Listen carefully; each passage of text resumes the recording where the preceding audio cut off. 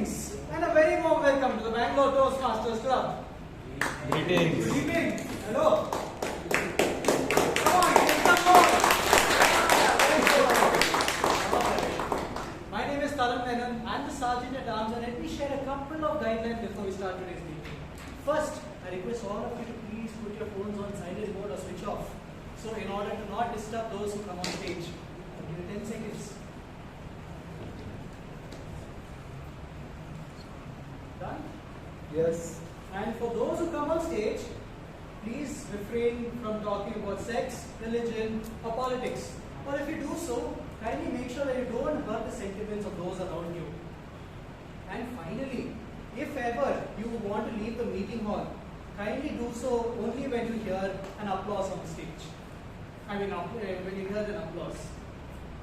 Now the reason I'm trying my best to keep my Sergeant at Arms speech short, because I noticed that while in my head everything seems to be intact and clear, exactly, in reality things end up like stretching out. So it's just like this. It's this relative feeling. As I misquote Einstein, it's like saying time is relative. But you know something else, Mr. Vijay. Einstein's wife was his first cousin. So not only time was relative. Wife was relative. Yeah. Not just that. But while Einstein was only interested in just one thing, that is time and relativity and physics, the person I'm about to introduce to you is someone who's interested in so many things. When I asked him about to give an introduction, he spoke for I think 2 hours, Mr. Jose. Yeah, we spoke about everything. We spoke about how he was born and brought up in Bangalore, his interest with music. He loved reading Arthur Bailey books, and then his love for Pink Floyd, Van Halen, and all the 80s rock bands. Then I remembered that this person has the same similarities of my father. And just like every other father figure, when I faced many setbacks, I went to him and then he gave me very good advice. Once I was facing a setback to the committee and he was like, Taran, whenever you are facing a problem, whenever you're in a pit, there's no use thinking about, why am I in the pit, going into a stream of self-pity. What you should do is find a solution to get out of the pit. Which is why, Mr. Vijay, you again, if ever you need a father figure, as a mother of always. I want you all to give a big round of applause. Wait, because it's his first time going as a presiding officer. I wanted to please welcome somebody who works at R&M Associates, who works in the labor law consulting field, in management sector. Please allow me to welcome the acting president for today's meeting, the one and only Toastmaster Jose Paul.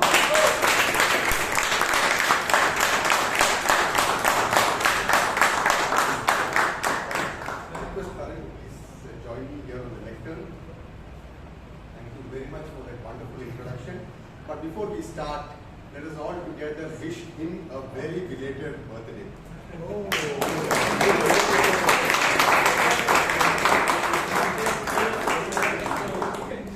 No pressure of chocolate in Corner house. No, I don't want to take away. Good evening, dear Toastmasters and our welcome guests. Good evening. Good evening. I call to order meeting number 1430.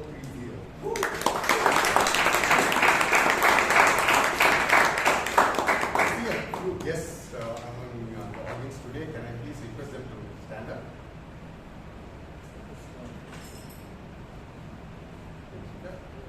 Yes, okay. Can you please introduce yourself?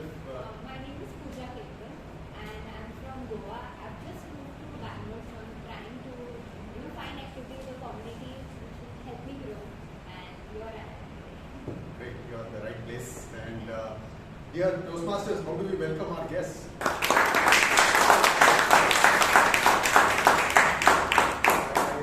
see another guest there. Yeah, please.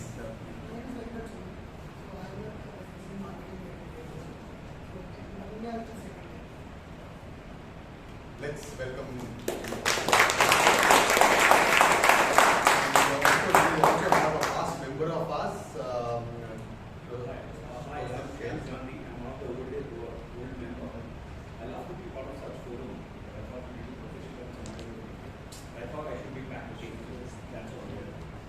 Thank you, Shreyans. Let's hear it. I bet you can't have the privilege of being the oldest member because that's me. Taran just told Vijay Anand to have a father figure. So,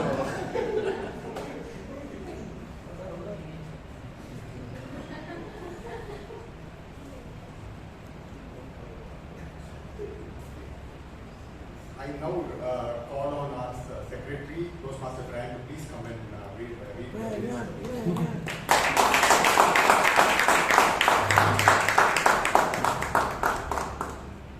Good evening, Toastmasters and guests. Good evening. Good evening. Let's see what happened a week before. Meeting number 1429, which happened on 17th May 2024. The theme was keep the line of communication open. Word of the day, elucidation. The awardees are as follows. The best speaker went to DTM Dr. Rajdip Nirmani. Best evaluator, Toastmaster Jayashree Iyengar. Best role taker, Toastmaster Taran Menon, who was a TMOD. Best tactic player, Toastmaster Amrit, who was a grammarian. Best table topic speaker, DTM Gangaadhar, Krishna. There were 10 table topic speakers with 28 members present and 17 guests. Is the minutes of the meeting in order or are there any changes? No. No. Thank you. Thank you, Mr. Brian. The minute stands fast.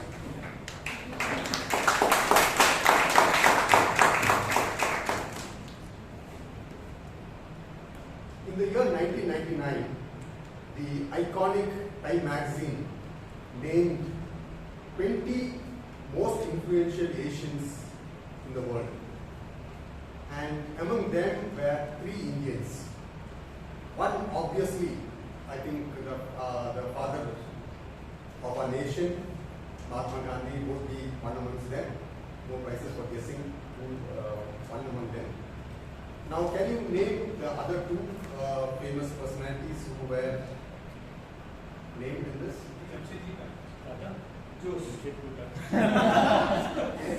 I'm old enough, but not qualified. No. Okay.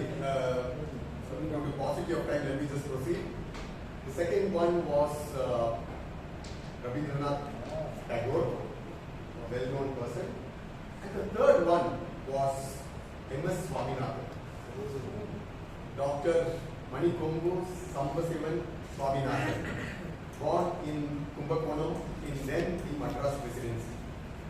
Now, he has won several national and international awards and recognitions.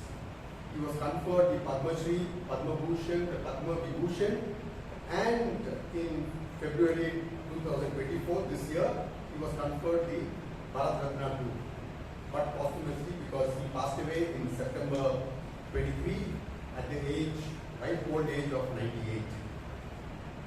Now you must be wondering how he could be considered and what he has actually done to win so many accolades.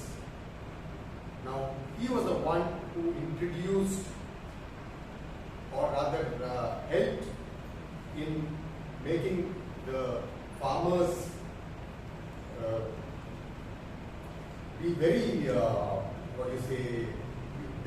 use scientific methods for better irrigation and to use better fertilizers, crossbreeding of crops, and many such activities that really help boost the food production in the country.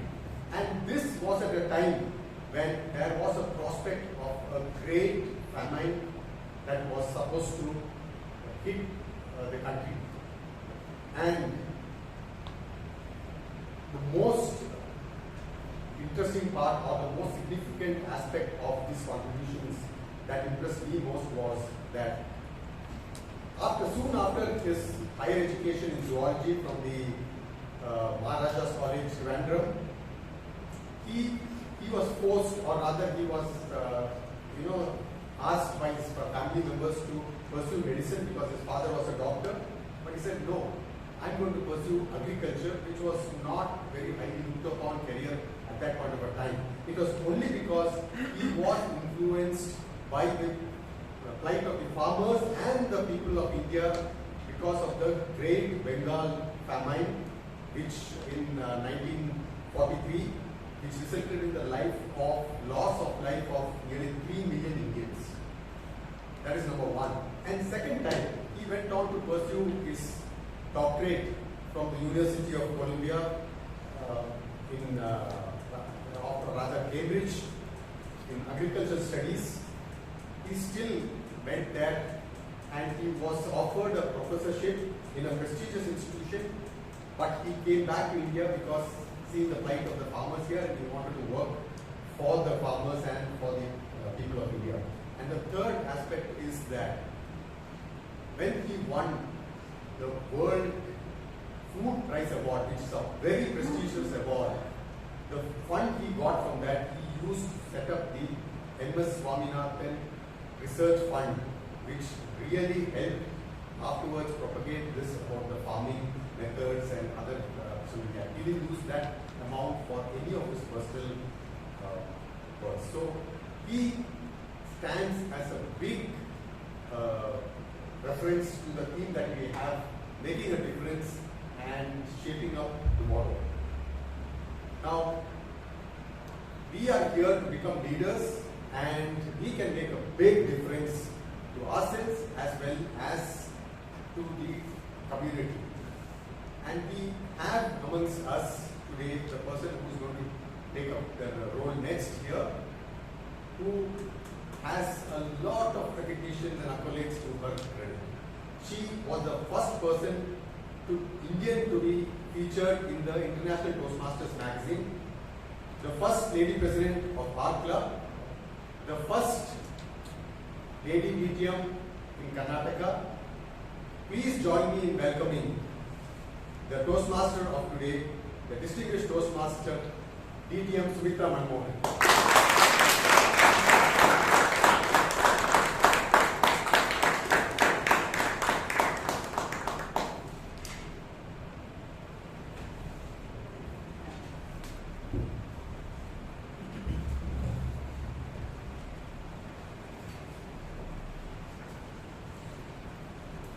Thank you, Toastmaster Jules, for that great introduction, and it's made a big difference to me. And I hope I can make a difference to all of you present today. A very good evening, fellow Toastmasters and guests. Good evening. I think I need a stronger welcome, considering my age, my size, my tenure in Toastmaster. Good evening. Good evening. Great. Looking at, when I saw the theme, I was reminded of Mrs. Thompson, a 5th grade teacher, who had a strong bias against Teddy, a student who used to slump in his chair in the first row, messily dressed up, and he was very shabby in his assignments, hardly friendly with anyone, and was quite unpleasant to his classmates. She took great delight in marking big red crosses on his paper, on his answers, and a big F on his paper. Until one day, she had to go back to the previous records, and she was in for a great surprise. The teachers of the first 3 grades were all praised for him because he was such a great student. He was very friendly. His performance was great. But in the 3rd grade, his mother fell ill and his grades started slipping. By the time he came to the 4th grade, he was very withdrawn. He became sad. His performance was utterly bad. And the teacher had remarked that this child needs attention. Mrs. Thompson was ashamed that she had treated him so badly. And got even more ashamed when the students gave her the Christmas presents attractively wrapped up. Teddy's gift was also there, but it was clumsily wrapped up in a thick brown paper bag like the grocery bag. But Mrs. Thompson picked it up first. She pulled out the stone-studded bracelet. Some stones were missing. It was an old one. But she promptly wore it on her wrist, dabbed some perfume from the water-filled perfume bottle.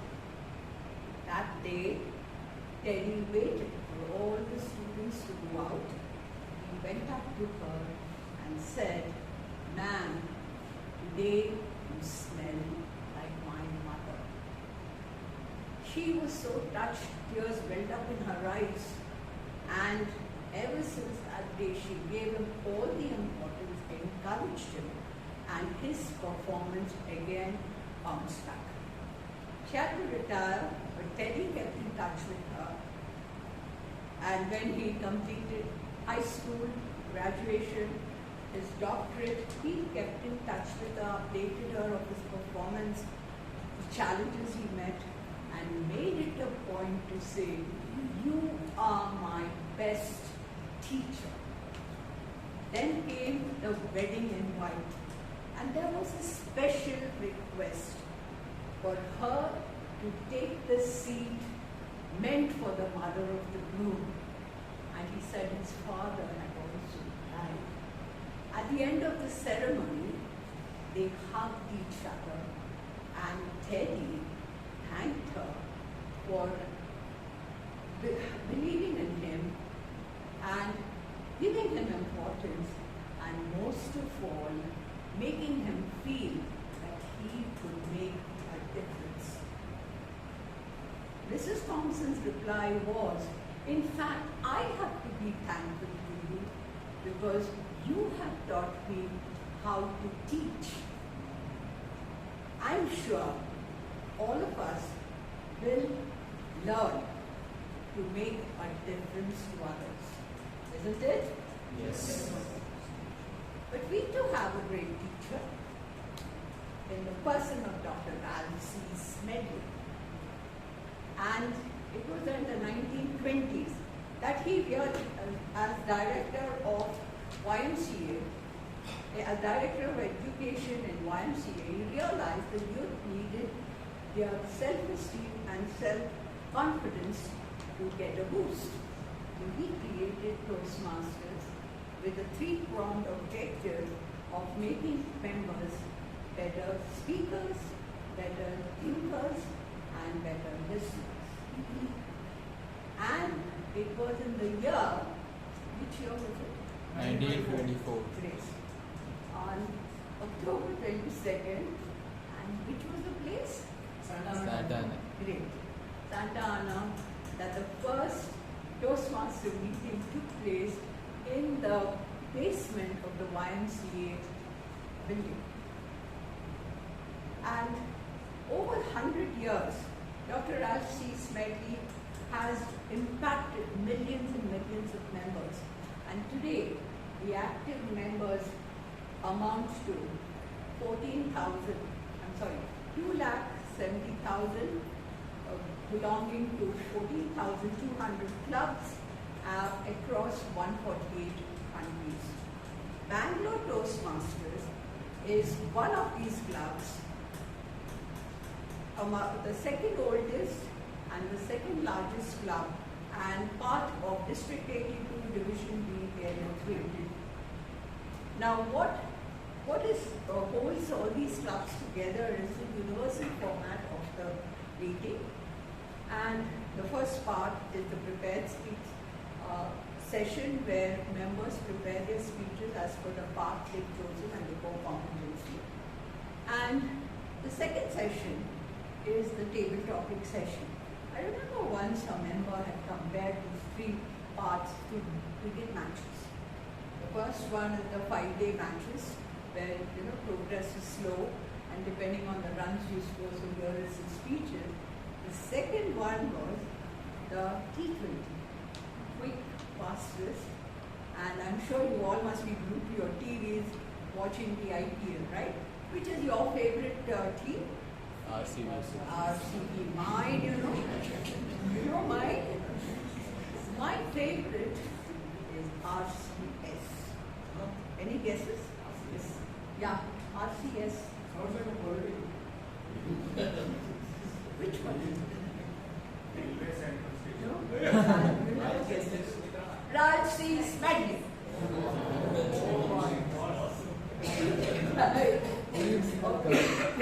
And the third session, which is unique to Toastmasters, is the evaluation session.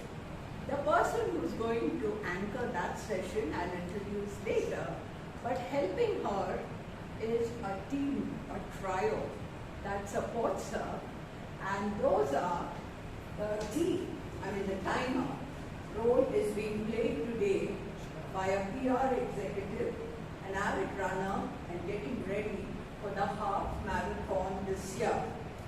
And he believes in living life beyond mediocrity.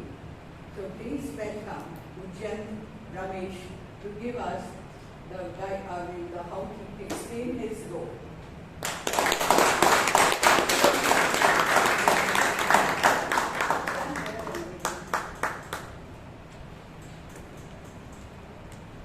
Good evening, fellow Toastmasters and dear guests. Good evening. Yesterday is history, tomorrow is mystery, and today is a gift. That is why it's called the present. I'm not sure how many of you know this quote, but it is by Master Rubai from the movie Kung Fu Panda. Now, why do I talk about this? Look at the very theme of the session today, making a difference, shaping tomorrow. How do you do this? By managing your time. How do you do this? By being disciplined and punctual, which is exactly my role today as the timer. I will have to sagaciously execute this role for the seamless execution of the entire session today. Speaking about my exact duties for today, speaking of the speeches for today, they are 5 to 7 minutes in length. At 5 minutes, I will show the green card. At 6 minutes, I will show the yellow card.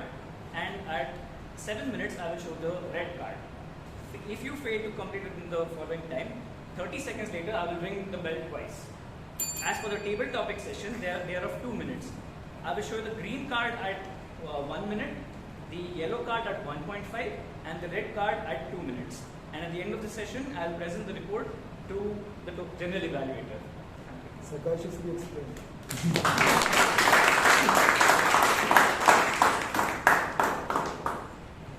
In the role of the art counter, we have a data visualizer at Deloitte, for whom charts and data give insight and delight. With kindness and empathy, she is going to help you turn her powerful speeches to a gem of a speech. Let's welcome Jewel Miriam Mansi to explain her role. Greeting Toastmasters and dear guests, I will be playing the role of our counter today. As part of my role, I will be noting down any filler sounds such as or any crutch words such as like, you know, but, literally, basically. So, when you will be giving your speeches, try to avoid these crutch words and take appropriate pauses when required. I will be evaluating all the speakers and give the report at the end. Over to Toastmaster.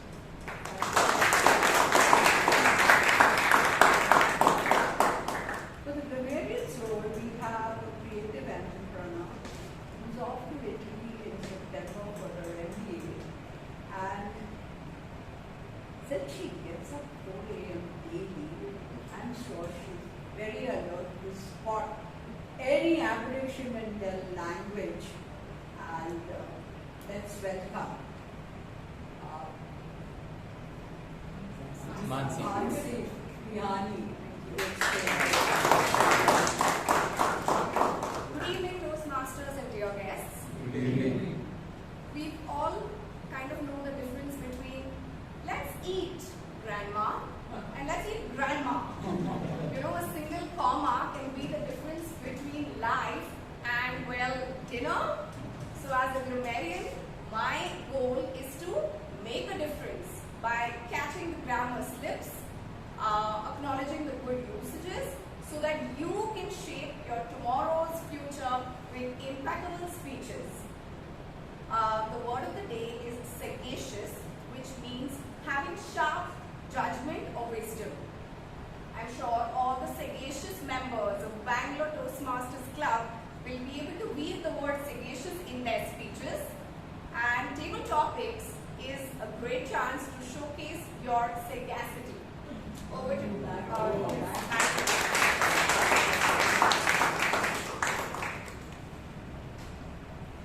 Since the role takers have been introduced, are we ready for the prepared speech session? Yes. Great. So the first speaker is attempting level 1 project 3 with the second option of exploring voice modulation from the path leadership development. And her evaluator is someone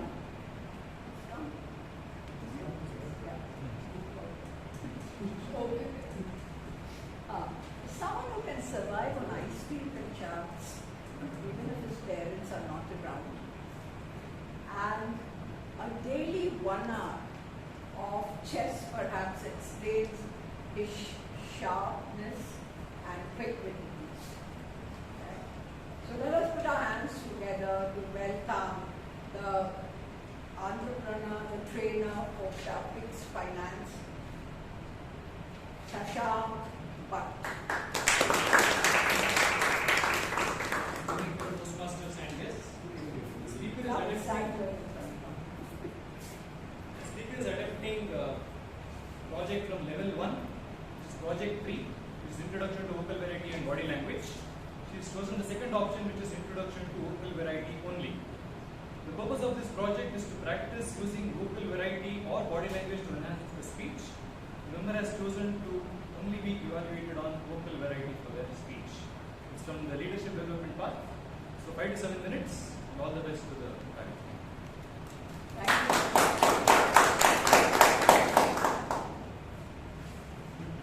How many of you get nervous, tense, stressed out in the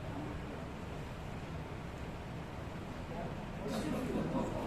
Most of you. Yeah? And I'm sure that even when your boss yells at you, you must be getting even more tense. I have a little technique to overcome the tension and the stress. Yeah? I'll give a demo first, and later we all do it together. Okay? Game for it? Yes. 1, 2, 3. Ha! Let's do it together. 1, 2, 3. Ha! Once more. 1, 2, 3. Ha! Feel more confident. All your tension release. Yes. Yeah, very much. Okay, our first speaker actually attributes her confidence and fearlessness to her father, and Buddhism and meditation has helped her realize every dream of hers. An HR professional with a startup in the chemical industry space, she is a very curious, a keen learner and an eternal optimist. So let's put our hands together to welcome our first speaker for today, Himani Pandey.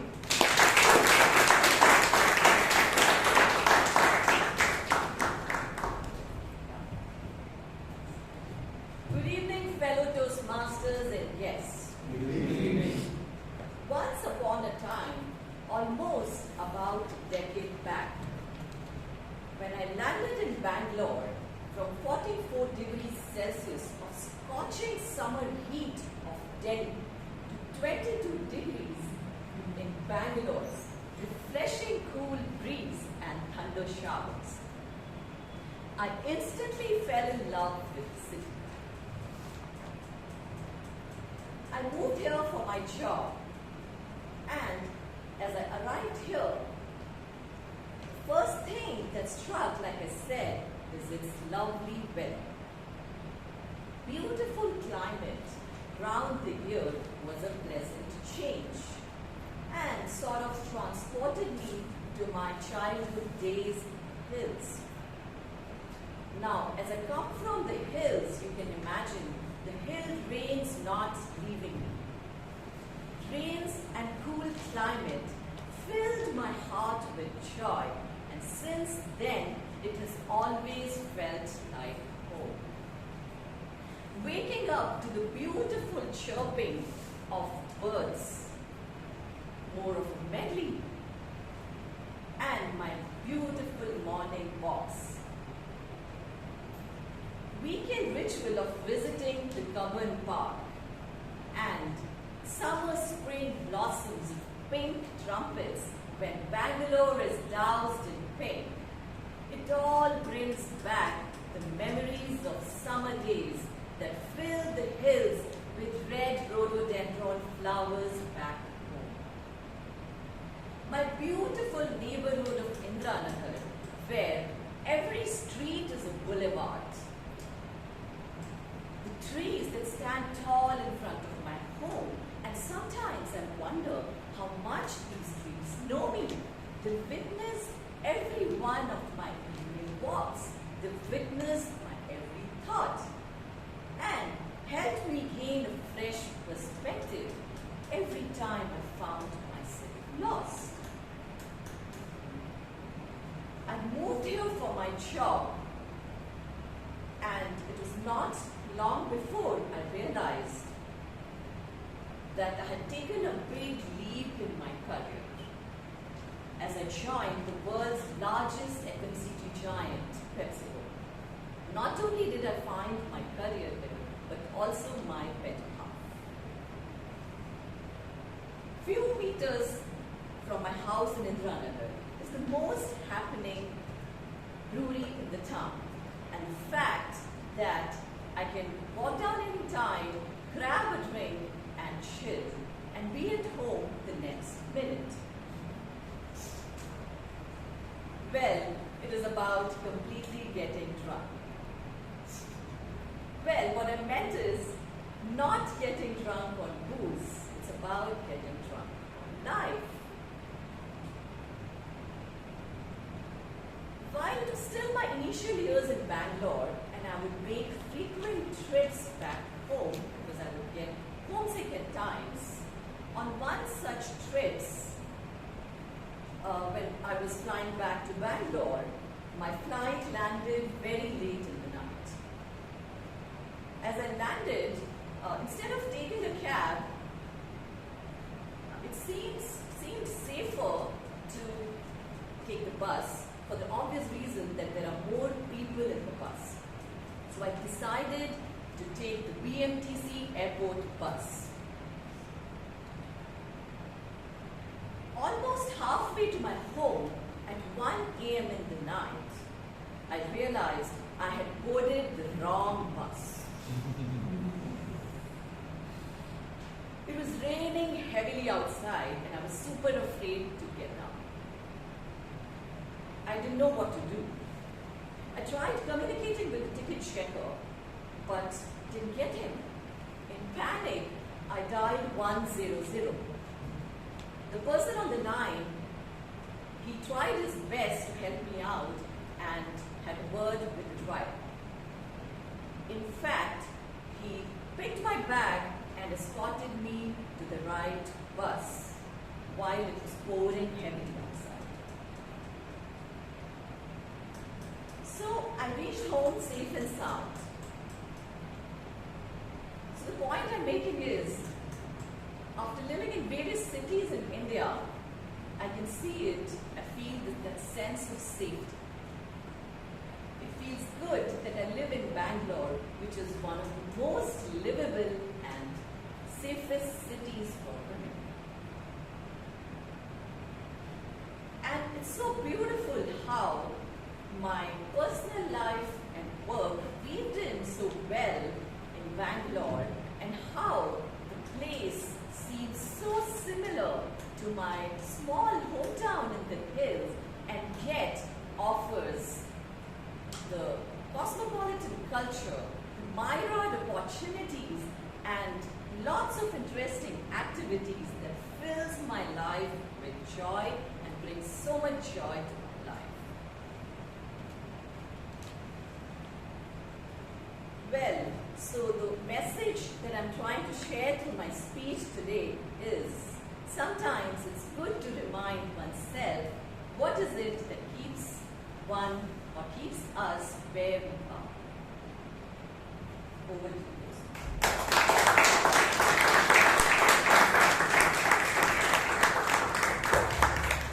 Thank you, Himani, for that sharing your love with us.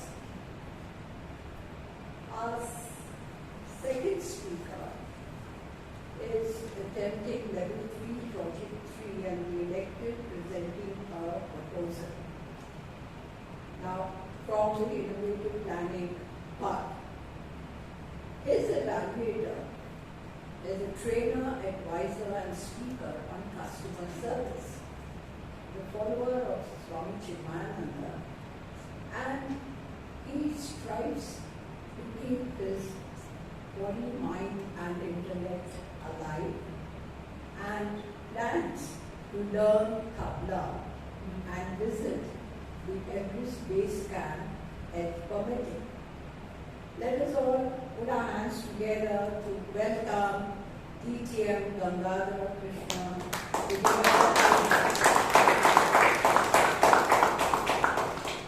Read from here. Okay. The speaker is attempting level 3, project 3 as already mentioned. The purpose statement is for the member to practice developing and presenting a proposal. And the time allotted is 5 to 7 minutes. The title of the speech is Keep the River Flowing. I wish all the best to the speaker.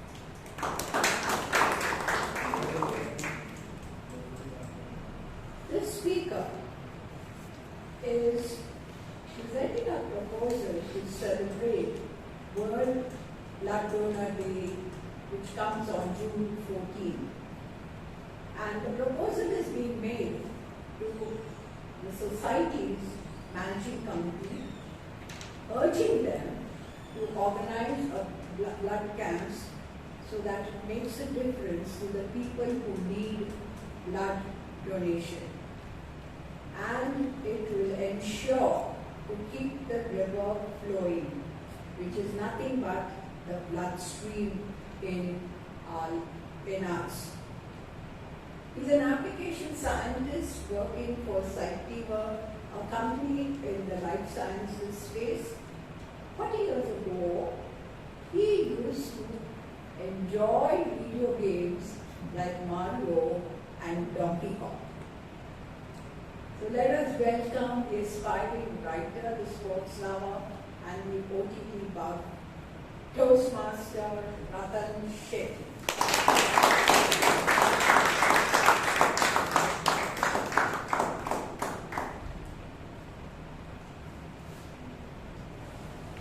I hope this thing is visible to everyone.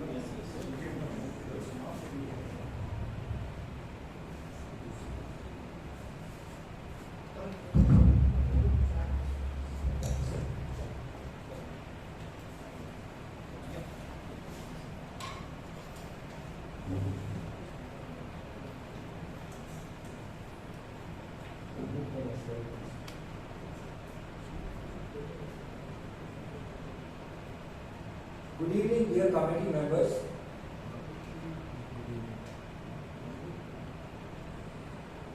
The cat is already out of the bag, and we all know what river means and what keeping the river flowing means. The river flowing in our veins is nothing but the bloodstream, and June 14th is World Blood Donor Day. Why do we celebrate World Blood Donor Day? We celebrate World Blood Donor Day in order to commemorate and felicitate the unpaid voluntary blood donors. Our committee, our society has been in the forefront in the past. At least 3 years to 4 years back, when COVID struck, the sagacious COVID task force ensured that there were not one but 3 vaccination camps in our society. But that was 4 years back.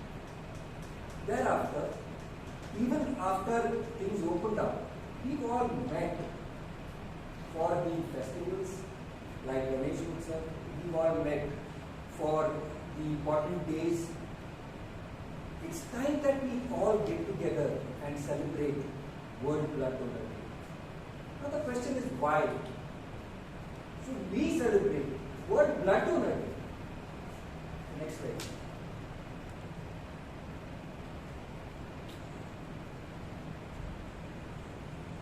Now this looks like a cliche. The need of the hour is safe blood and blood products. But please note the word safe. Safe blood is of the essence. Why? Because technology has advanced and today we have the facilities to ensure that the latest instruments ensure that safe blood is available. Only the best institutes do all the tests necessary and ensure that all the necessary precautions are taken in order to ensure safe blood. Safe blood is of the essence. And why is it of the essence? Because cancer, hereditary blood disorders, blood ailments, organ transplants, all of these require blood. And all of us have experienced someone or the other in the family or in the extended family undergoing these challenges. So it's not somebody else's problem, it's our problem. So we need to take the initiative and do something for society, the way that we've done it before. Why should I donate blood? All this is okay. I am so weak. I am just 78 kgs. Why should I donate blood? So why I need to donate blood is because studies have proven that 1 pint of blood or 1 350 ml bag of blood that I give, which one of any blood donor gives, results in 600 calories being spent, which is equivalent to doing 1 week of exercise. I'm not asking you to keep donating blood so that you can replace exercise. I'm not asking you to do that. You can donate blood only 3 to 4 times in a year. So there is a limit also to which you can donate blood. The second study has clearly correlated the risk of heart diseases getting reduced when people regularly donate blood. I know one doctor who's donated blood more than 100 times, and I still see his Facebook posts which talk about the next blood donation that he's doing. I have myself experienced this joy 15 times, and I wish I could do it more regularly. But there are deferral clauses, there are rejection clauses, so that is the next part. As I said, it is of the essence that safe blood is what is collected and safe blood is what is transfused. I have already spoken at XYZ Blood Bank at Old Airport Road, and they have already agreed. They just need 1 week's notice. The head of the department over there is known to me, and we can get this organized. So that is taken care of. Now the modalities, what is the modus operandi? How do we actually get to doing this? Is by a simple thing of dedicating the community hall where we can have the collection area, we can have the 3 blood donor couches kept over there. As I have found out, the 3 couches would be sufficient because in Mantri Triangle they have done a similar camp. We can see the number of donors that come through, but 3 couches for now would be good enough. The blood bank will be arranging for this. In the collection, just near the collection booth, we will have the registration desk and we will, where the history is taken to ensure any risk behavior, and other reasons of deferral are taken into account. Besides the collection area, we will have a waiting area, which would be at the gymkhana, at the clubhouse, and we will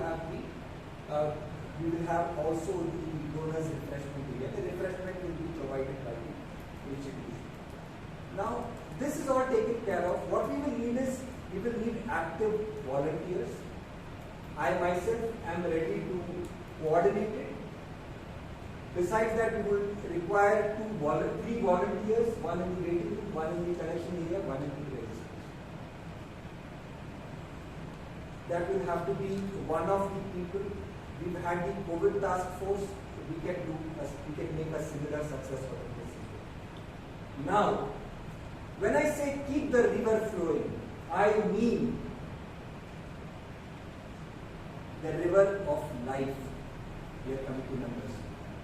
The life that is because of the RBCs, which are the oxygen carrier in our blood. The life which is because of the WBCs, which ward off invaders. The life which is because of the platelets, which maintain the integrity of our body. Otherwise, one platelet and would have all bled profusely, endlessly. So the next step that I propose is, if you are interested, then we go ahead, I tell the people and they organize the camp. And if we are interested, we can do this at least once in 2-3 years going forward. Because it will bring all the society together, the camaraderie. And the first step that we are going to take is, we have an awareness talk. Here, Mr. President, shall we go ahead? I'm waiting for the answer. Oh, yes. Thank you so much. Let's do it together.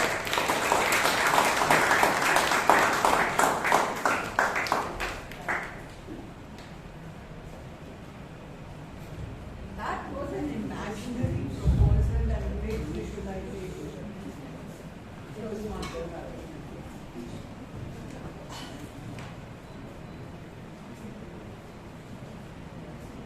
Our third speaker is also attempting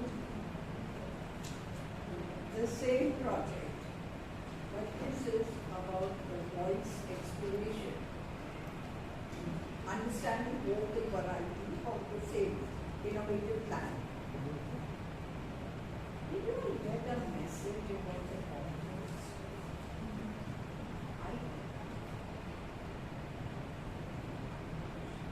We're going to have an energy bomb this year.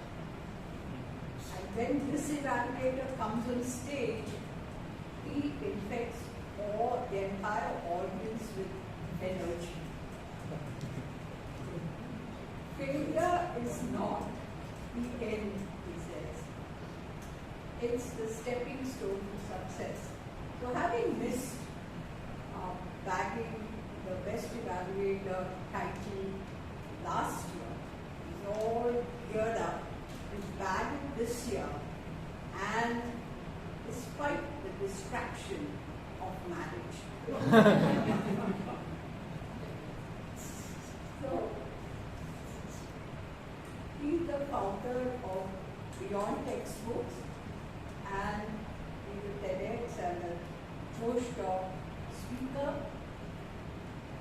He's the youngest BTM in Bangalore, and the evaluator for the third speaker is Lalith, BTM, Lalith Dhanush.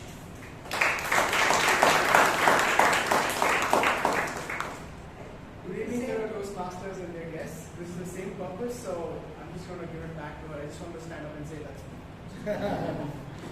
Anyway, you see who the evaluator is.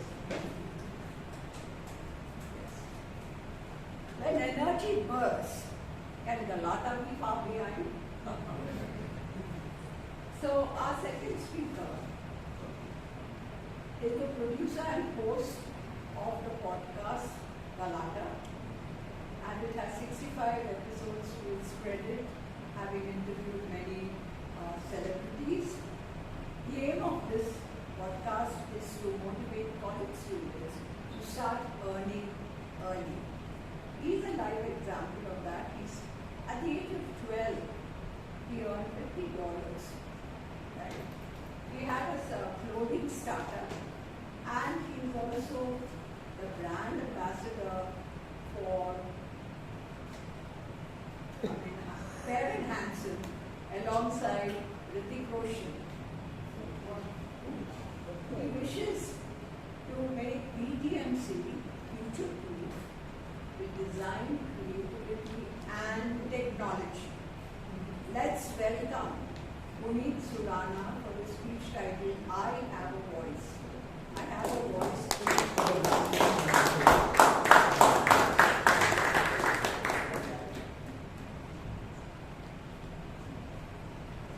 Good evening, fellow Toastmasters, welcome guests, and Toastmasters today. I have a few questions to ask of you. How many of you here have at least one VIP's contact on your phone? Can you raise your hands? One VIP's contact on your phone, yeah? Raise your hands. Keep those hands raising up so I can have a look. Keep it raising. If you call them now, they would pick the call and they would hear you out. Okay? I see some hands still up. Oh, okay, one hand still up. Keep the hands still raising, Brian. Oh, okay. Keep the hands raising if you can get them to say yes for whatever you want to. Okay, I like confident crowd here. I was as arrogant as them when I was 18 or 19, and I really lucked out, and that shaped the trajectory of my journey. I want to tell you a real story and then follow it up with 3 characteristics that helped me build connections with VIPs. The story is, in my first year of college at Christ University, on a typical Saturday, which is very boring at Christ, because you have to sit through all the lectures, I got to know that Infosys is having their annual general meeting in my campus. So I waited out 3 more hours and then somehow got in and got the visiting card of the CEO of Infosys back then. With the visiting card with me, I really wanted to do something. And an opportunity came 2 weeks later. I rang up the Infosys number that was there and picked the lady. Yes, this is the head office of Infosys. How can I help you? I said, hi, I'm Puneeth Suraana from Christ University. She said, what is this call in reference to? I was like, hi, what's your name? She says, my name is Hima. I'm like, hi, Hima. Like I said, I'm Puneeth Suraana from Christ University. I had met him a few days ago and I wanted to interact with him again. And she's like, who? Like, Shibulal, the CEO of Infosys. And she's like, he's not available today. And I was like, okay, but when is he usually available? She told me a few days. And I was like, are you the only assistant or are there more? She's like, there are 4 more assistants. And I was like, okay, what are their names? She told me all of their names, I noted down. And I was like, thank you. And that was it. 2 days later, during lunch break, I was sitting with my friends. I was like, you know what, I'm going to call Infosys CEO. Check this out. So take my phone, and I call again. And this is an odd time. It's 6 p.m. And I call the number. And this time a lady picked up with another exciting voice. And I was like, Hima, it's Puneeth. She's like, oh, Hima is gone for the day. And I was like, you must be Jaya. Like, no, Jaya's on a leave. Sushma? I was like, no, Sushma takes care of another shift. Then you must be Rekha. It's like, yes, Rekha here. How can I help you? And I was like, please connect me to him. And she's like, okay, give me a second, he's here. And ting, ting, ting, ting, comes the CEO of Infosys on the call. And I look at my friends and I'm about to get up. I hold my neck down and say, sir, it's Puneeth Suraana. We recently met at Christ. I want to interview you for Christ University. We went back and forth. Finally, I persisted to get him to say yes, and I persisted to get him to give me a time and slot in his calendar. When I kept the call, it was hardly 2.5 minutes. Subsequently, 2 weeks later, he sat down with me on a call for 2 hours, answering all my silly questions and sometimes profound questions. The fascinating thing was, this gave me the confidence to go to any person and get whatever I want. Invariably, there are a few characteristics that came up that helped me get him for the call. And just before I get to the characteristics, You know why the interview happened? It was because in my first year business management course, there was an assignment that said interview a CEO for 10 marks. I goddamn ended up interviewing the CEO of Infosys. And the 3 characteristics are what I call TAP. The first is tonality. The minute I picked up the call, though I'm a soft-speaking chocolate Bangalore boy, I was authoritative. I was like, hi, it's Puneeth Suraana from Christ University. I sounded like the father, literally. The second thing in tonality was, I made sure my tone was authoritarian. If the person would have met me, they would have been like 18-year-old. But in my arrogance, I had a deep authoritative voice. So always have deep tonality when you're reaching out to VIPs. Next is A. Always lead. If you notice, multiple times they're asking me, what is this called in reference to? And I was like, wait, what is your name? And I got to know the name. And when I was like, he's busy, he's not available, I was like, okay, when is he available? I always took the lead back. Even when the Infosys CEO was like, I'm busy, I was like, okay, what are some dates are available for next week, the week after that? 3 or 4 times back and forth. Finally, he's like, okay, I'm available at this date, this time. Does it work with you? I'm like, yes, it works with me. Do you want to do it on phone or do you want me to come to the office? It's like, we can do it on the phone. So always lead. And P is passionately persist. Over the years of 10 years, I've had hundreds of VIPs that I've interacted with, and I know on an average, they say no 12 times before they say a yes. And so I'm prepared. An average person gives up at 4 no's. I go through 12 no's and I know the 13th one is a yes. So always passionately persist. So ladies and gentlemen, boys and girls, I like the arrogance, it's good, it has helped me. Trust me, if you want to tap into VIPs and get them to say a yes for what you want, remember to have a deep tonality. Always lead. Always lead. Doesn't matter who is on the other end of the call.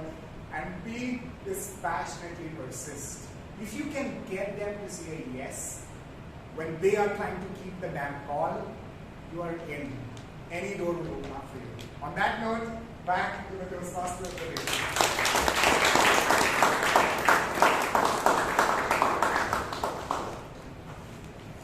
Thank you, Puneeth, for the great tips. I think you all need a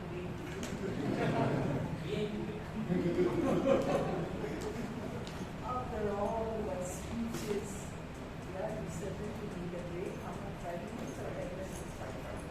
5 minutes break to network. That's one of the reasons people join Toastmasters. So network, you want to buy a break, you can network. Come back at 35, 7:35.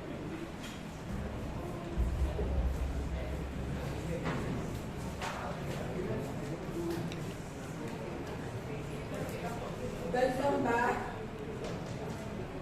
I was recently going on this busy street and there was this salesman, very enthusiastically trying to sell unbreakable phones.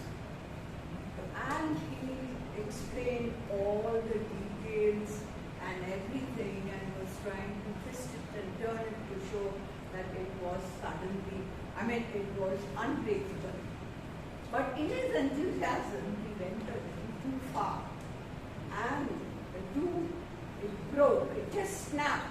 The 2 pieces came in his hand. And without batting an eyelid, without missing a heartbeat, he said, "Ladies and gentlemen, I wanted to show you the inside of an unbreakable phone."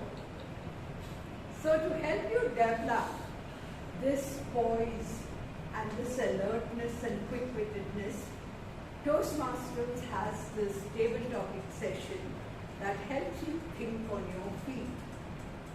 And to take you through this session, coincidentally, we have a sales professional here.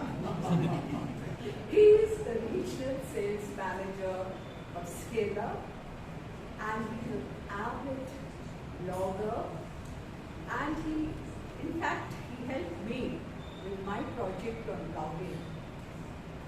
He volunteers to teach Kannada leadership skills and public speaking in government schools. How many of you read table topics? You?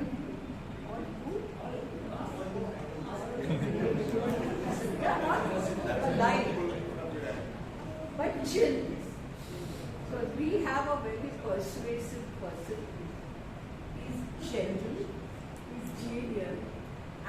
definitely help you crack your resistance to table topics. So let us welcome our table topic master, Toastmaster Alok Simha.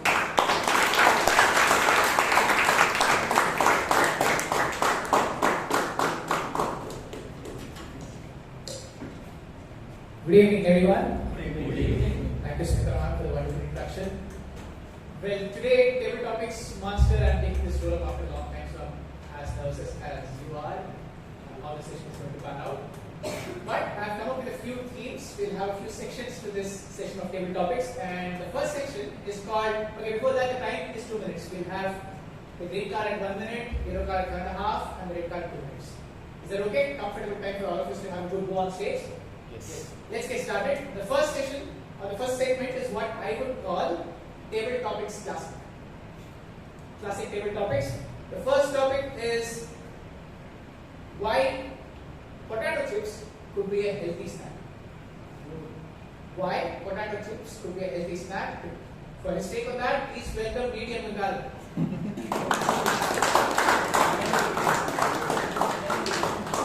He's here. I don't mind. My bad. So we'll wait till the. Since I mentioned the topic, I will be calling a different speaker and a different topic. The topic would be I discourage speed limits on flyovers. I discourage speed limits on flyovers. For his take on the topic, Toastmaster Varun.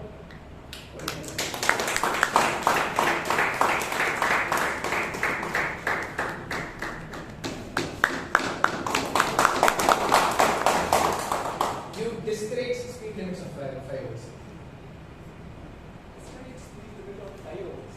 Yeah. Interesting.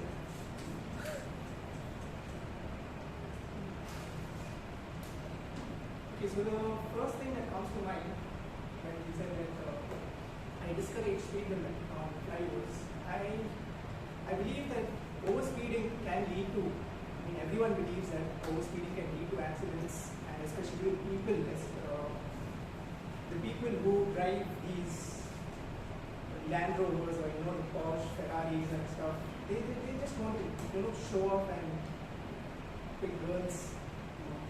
They just want to see what other people are seeing at them. I'm pretty sure no one is understanding what I'm saying at the moment. And that is.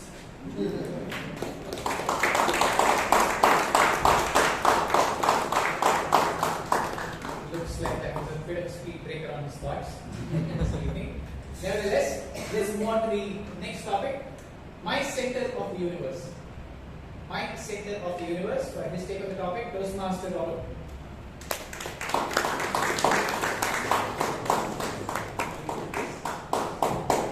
My center of the universe. My center of the universe. Your center of the universe. Thank you. Good evening. Good evening. So, what do you think is the center of the universe? Any idea? In general, what is the center of the universe before I come to my center? Okay, you want to know my center? So, I live on planet Earth, which is on the solar system,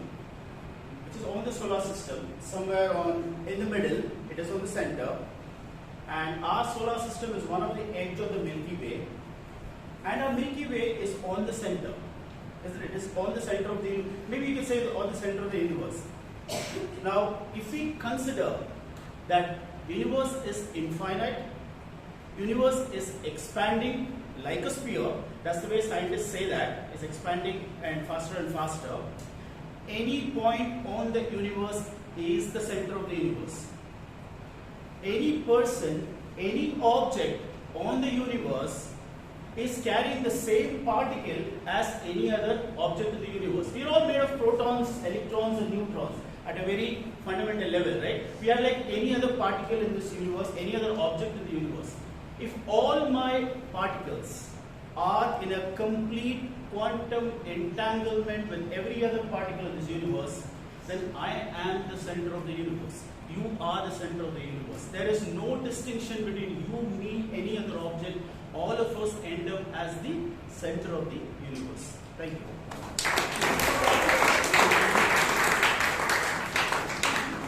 That was a blend of astronomy, physics, and philosophy, wasn't it? Aham Brahmasmi is what he was trying to say. Moving on, we have the next speaker, the last page of my autobiography. The last page of my autobiography. For his take of the topic, Toastmaster Ujyant.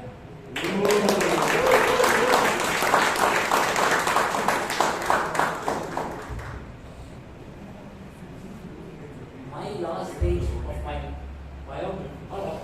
autobiography is pure happiness. Mr. Topic Master, fellow Toastmasters, and guests. Happiness is something that we're always searching for. We believe that other people could make us happy. We believe that situations could make us happy. Me, not at all. My name says it all, the second part of my name, Vijay Anand. I'm always happy. Now, you might be thinking I'm a liar. How could one be possibly happy all the time? Yes, I go through my difficult moments. But the point is, I bounce back very, very fast. They say, right, 10% is what life happens to you. 90% is how you respond. And that's my take on life. Now we had, where is Puneeth? Is he there in the house or he's not going to be sent to university? I mean, Puneeth said, right, to meet VIPs, he gave us different tips about tonality and different stuff and, always lead. But you remember the three names he mentioned? The three ladies' names? Rekha, Jaya, and Hema. Okay. I mean, what are those three ladies to meet the VIP? Now, trust me, I don't need those three ladies, I don't need the CEO of Infosys. Because I believe I'm the center of the universe, and the most important, I'm not being arrogant, that's my take on life. So I want to pass the message to each one of the people in this room. Believe that you are the most important person on this planet, you are the most happiest person. You don't need anybody, you don't need anything to make you happy. You just got to be yourself, take pleasure in small things, live in the moment, and just remember life is beautiful. That's what I want to end my last page about my autobiography.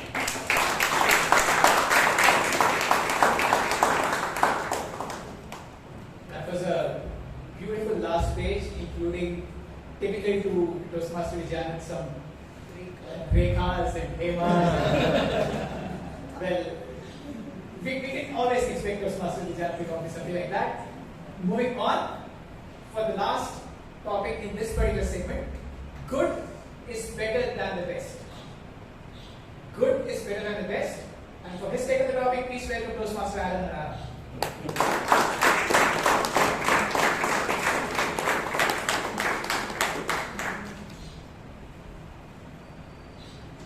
Good evening, fellow Toastmasters and guests. As Alok said this topic of good is better than the best, right? I remembered an incident that happened to me which has shaped my life in the best way possible. So this was me when I think I was in the 3rd standard, and I had an overachieving sister who used to, when she got like 24 or 25, my mom is like, where's that one mark? And my brother was like, okay, you've got 90. And when it came to me, my mom was like, where are the marks? Right? So, growing up in that sort of setup, once I was sitting with my mom, with her next to me, and I was trying to study. And I was really struggling and frustrated, and I just actually looked at her and I said, Mom, you know I'm not the best, right? And Mom just looked at me, she smiled, and then she held my hand and she said, you may not be the best, but you are the best for me, right? So I believe that at the end of the day, I could relate your statement to this story, and it's just that belief of if you are who you are good, and you're probably better than the rest.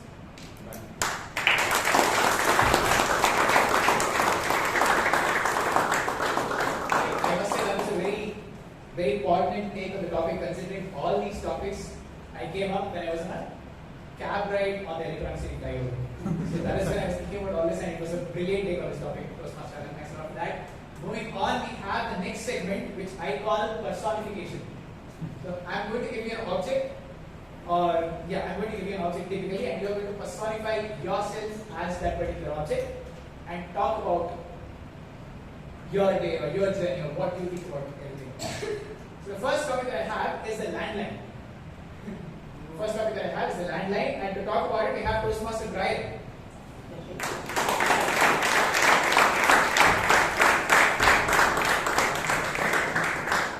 It so happened that when he mentioned personification, I was googling what personification actually meant.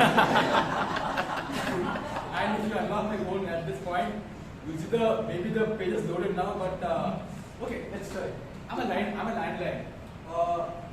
Back when I was in the 3rd grade, we didn't have phones to each and every family member, right? And what my dad did was he bought a landline, and both my parents were working. Me and my sister, we had the responsibility of coming back home. Independently. I was in 3rd grade. My sister was 4 years younger than me, UKG. And it so happened that we had the key, and we came home, and the first thing my dad always told me to do was use the landline and call him to tell him that he reached home. It so happened that my dad was beyond his time since the current technology. He bought a landline which was dependent on electricity. And one day when we came home, there was no electricity, unfortunately, and when I tried picking the landline up, it did not connect because it needed electricity to make a call. He's trying to call from the other side, but this did not happen. And what happened? I just kept the phone down and I made some snacks for my sister. So the cooking part was very fun. There was hot oil. I started frying something, and what happened? Instantly, my mom arrived. In that panic of not being able, who was not directed to touch oil, I poured the oil on a plastic container which nicely crumbled.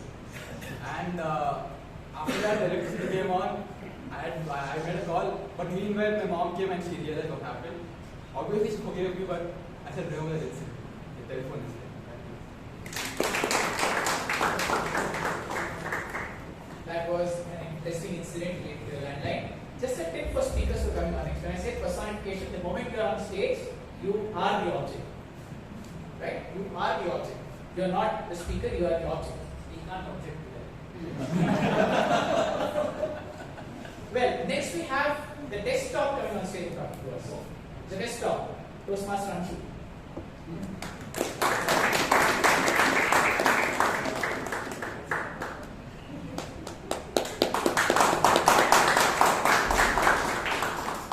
Okay, so I am the desktop. I think IT people hate me the most because they've been sitting in front of me from morning till the night. And probably I was the best invention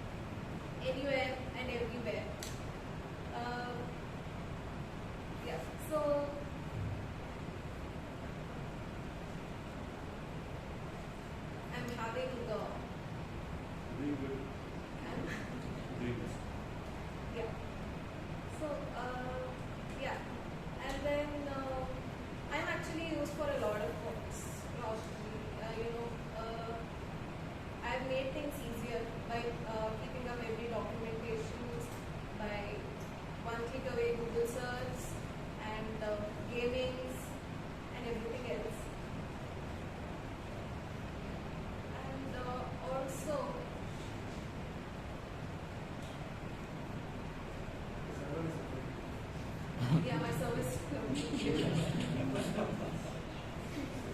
I'm very clearly sorry because I do have a lot of internet connections at point of time that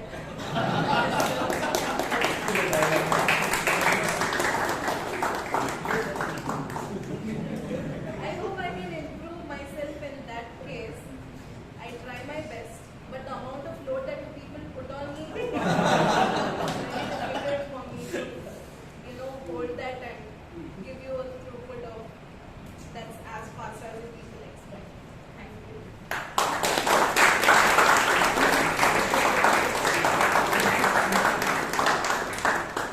Thank you, Toastmaster Anshu. That was a technical day and also a hilarious day. Congratulations on a well-attended topic. Moving on, the next topic that we have is the chemistry textbook.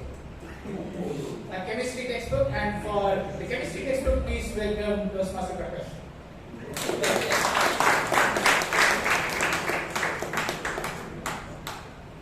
Good evening, dear Toastmasters and guests. Good evening.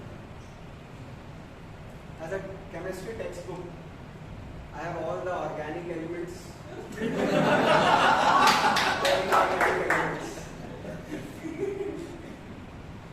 People, or I will say students, read me, but they don't understand. They try to relate it to biology and creating a chemistry out of it, but it's not that easy. So I am very vast, starting from atoms to the universe. Everything is made of chemistry, and people like me because they can just do rectification and score marks, while the other things like physics and maths are too mind-boggling. But at the same time,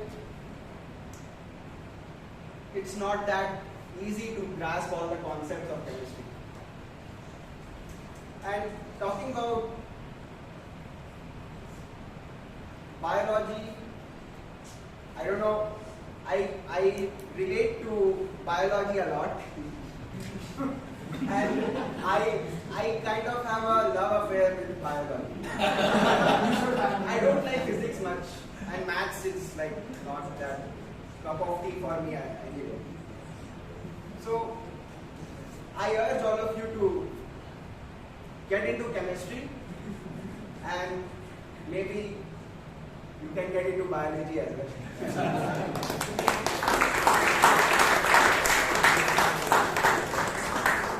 Looks like Toastmaster Prakash had a lot of chemistry and biology.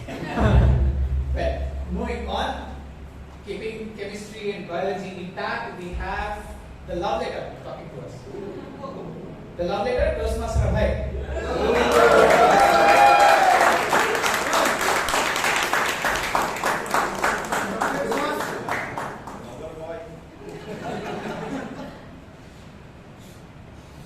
Oh, I hold so many deep secrets within me. From that bright start to that theory ending, to that bright proposal, or maybe a rejection. I hold within me a lot of your secrets. Now, I want you to raise your hand if you've never written a love letter. Okay? Some very young folks in the house, but all the experienced people have written a love letter. So everyone know me very well.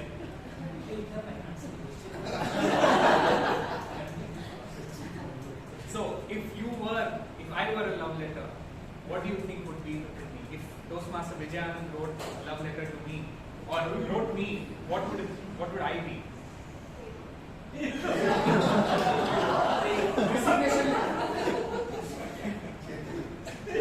would be in copy. Exactly, it would be Chetana, because his wife's name is Chetana.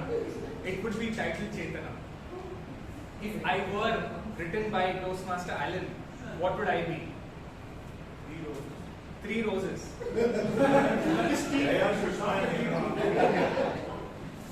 Perhaps if Sumitra madam was to reply to me, what would it be, ma'am? No.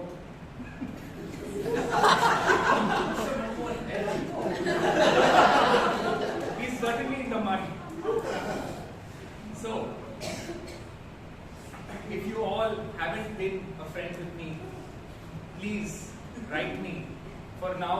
emails and WhatsApps are becoming very common, but a purely handwritten love letter is very, very rare.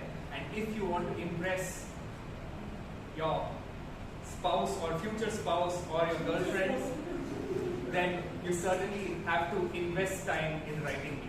Over to you.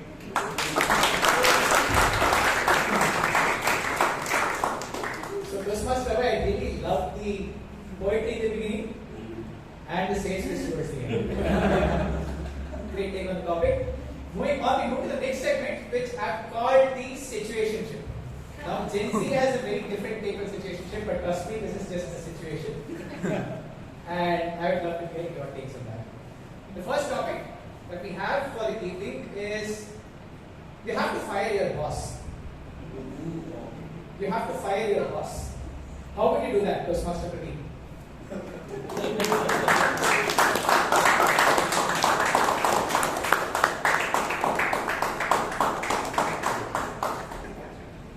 Well, after about 2 decades in the corporate industry, this has been my day-to-day dream.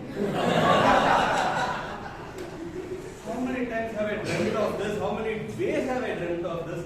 How many times have I thought about why should I not do this?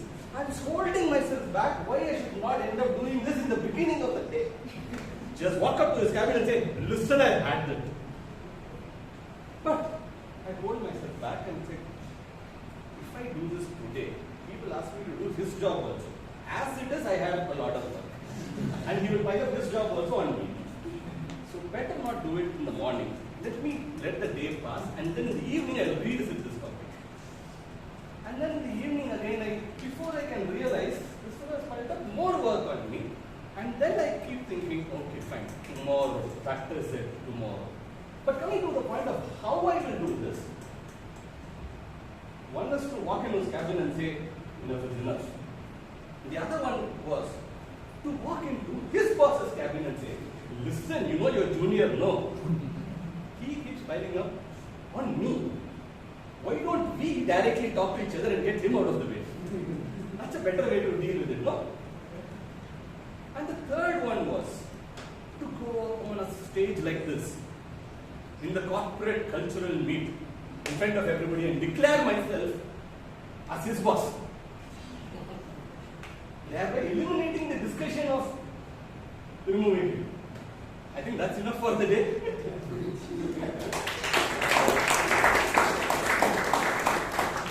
20 years of corporate life, you would imagine someone to come up with ideas like this to fire your boss. Congratulations, Toastmaster Pradeep, you really succeeded there. Well, the next situation that I've got for all of you is you wake up, and you don't remember the name of your spouse. You wake up and you don't remember the name of your spouse. Toastmaster Srinivas.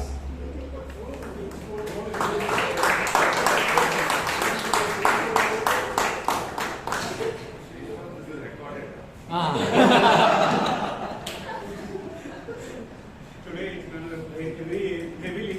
Please carry your umbrellas, raincoats and everything because DTM Ujyant had spoken about her wife today. But unfortunately, her wife's name came to the stage with the help of our love letter. So coming back to my topic, if at all, one fine day, if I forget my wife's name, so I need to have a time lot to think on what I'm supposed to call her, thinking on, and then I'll try to find my old love letters, which I wrote to her. In case if it all available in my top trunk, I'll try to open it and then try to read her name, and then check my WhatsApp messages, what is my recent messages, checking on her DP. Because I'll not be remembering her name. I'll be a lot of names in my WhatsApp checklist. So, and I'll try asking my son, what is your mom's name and what is your father's name? In which I'll get a clue of my wife's name. And if my wife comes to know that, what she will do?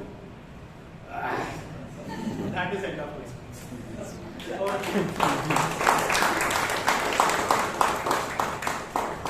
I must admit that Toastmaster somehow seems to have given this matter a lot of thought.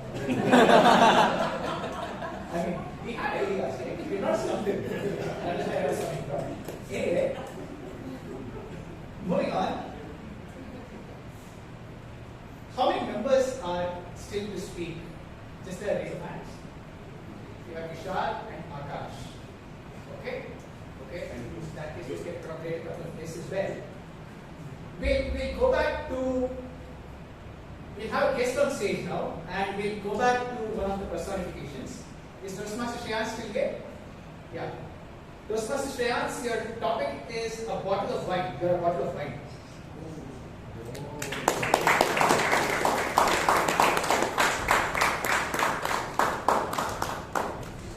Thanks.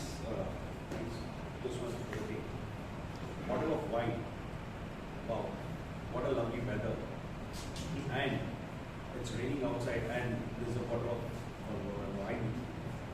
It always acts as a good companion for the people who drink, for the people who speak with the wine.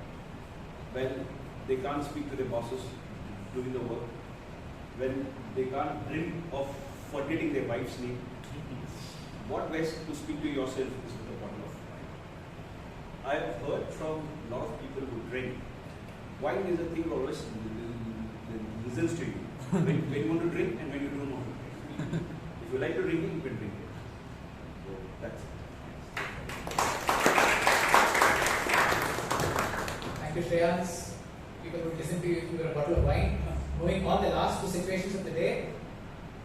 We have you waking up and suddenly feeling that you're a 7-year-old. You wake up and suddenly you feel like you're a 7-year-old. Toastmaster Akash.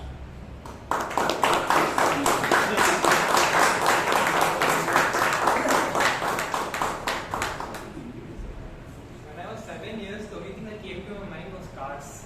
I was obsessed with it. You take me to the road, I could name every single model out there. So if I was 7 years old right now, first thing I'll go is I actually go to my dad and ask him to drive me around Bangalore because I have so much free time.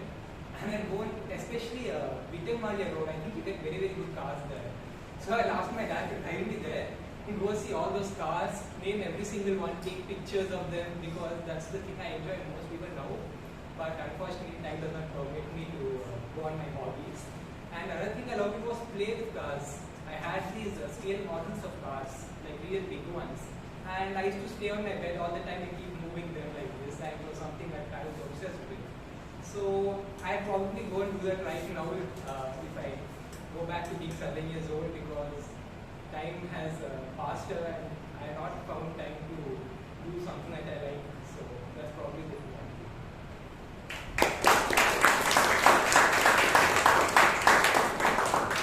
You're never too old to be a child again, Toastmaster Akash. Please feel free to pursue your dreams. On one final topic for the day, of course it's IPL season, we really cannot do without a topic on RCB. So the topic, a little controversial this evening, you meet a CSK fan after RCB lost. You meet a CSK fan after RCB lost, Toastmaster Vishal, you know it's yours. Let's see what you can say.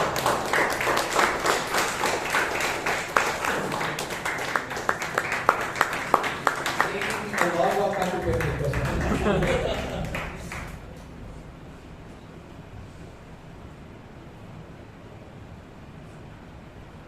RCB might have not won the trophy, but we have always won the hearts of every single person in the stadium.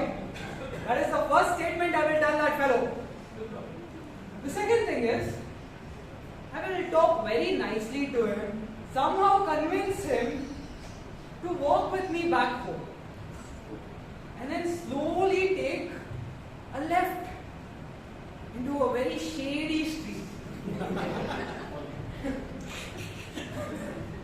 where I will introduce him to my very good friend, Cricket Wicket and Cricket Bat. Since CSK people are too busy following what Dhoni does and what every single other player does, they don't have time for their personal life. They don't have anyone who's showing them some love. So I will let my cricket bat and Cricket Wicket caress their face very gently.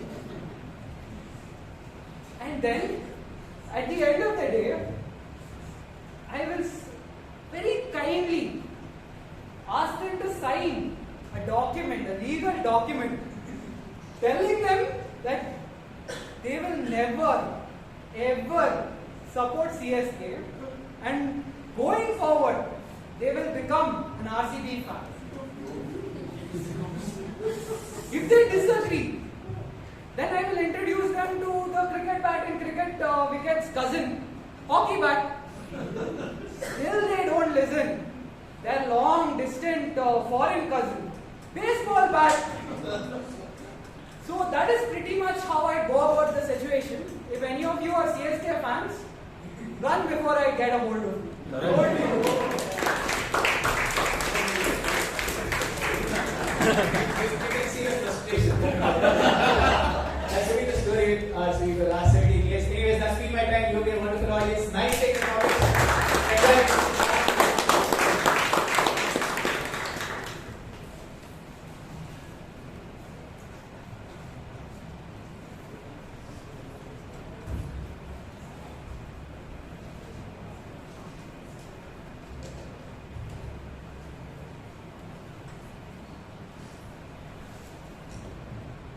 Toastmaster Alok for giving us such a creative and a hilarious session of table topics. And now, let's move on to the general evaluation session, what is unique to Toastmasters. And the person who is going to take us through this session is a maths teacher at Pandey, but not that typical strict type.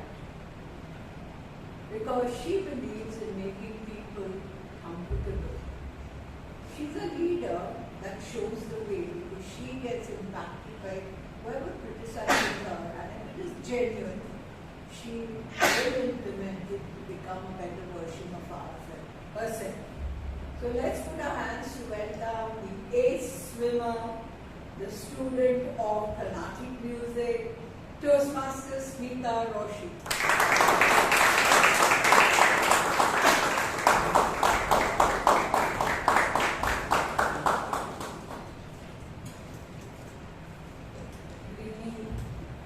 Toastmasters and guests. Welcome to the general evaluation session. So let's start with the person who was here, one of the first person to be here in the room today, who started the meeting with such enthusiasm, such power. The cheerful, humorous person is none other than our Sergeant at Arms, Taran. He knew what he had to do. He's so sure of himself, laid out the rules very, very clearly. Then he had the wonderful introduction for the presiding officer. And to do that introduction, we had 2 hours of conversation with him. And he introduced the presiding officer as his father figure. For doing his part so well, let's give our Sergeant at Arms a big round of applause.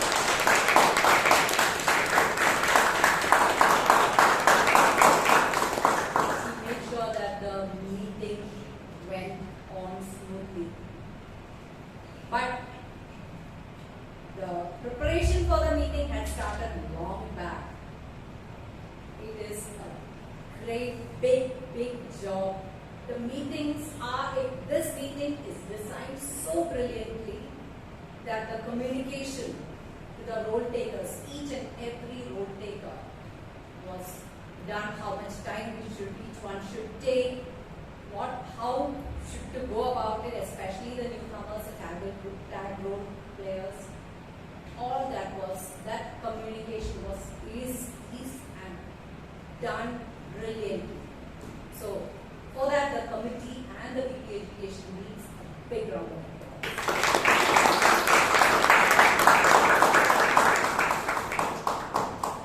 Today's presiding officer, Toastmaster Joe Paul, doing it for the first time.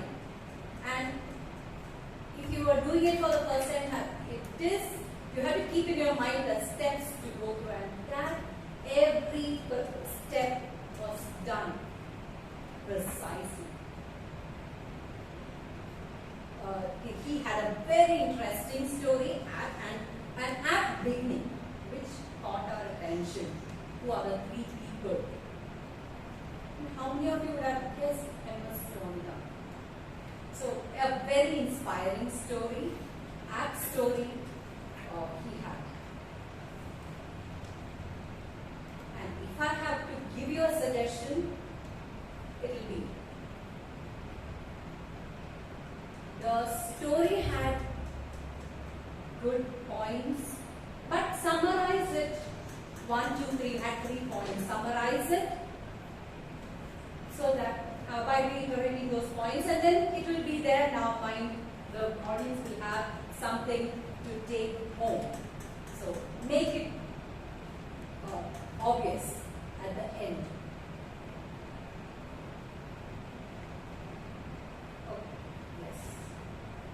Then he had wonderful, marvelous introduction for the dear Modi. What Sumitra ma'am stands and what accolades she has brought to our club, so that the audience were looking forward to look and see who is coming up on stage. For that wonderful job done. Let's give our presiding officer.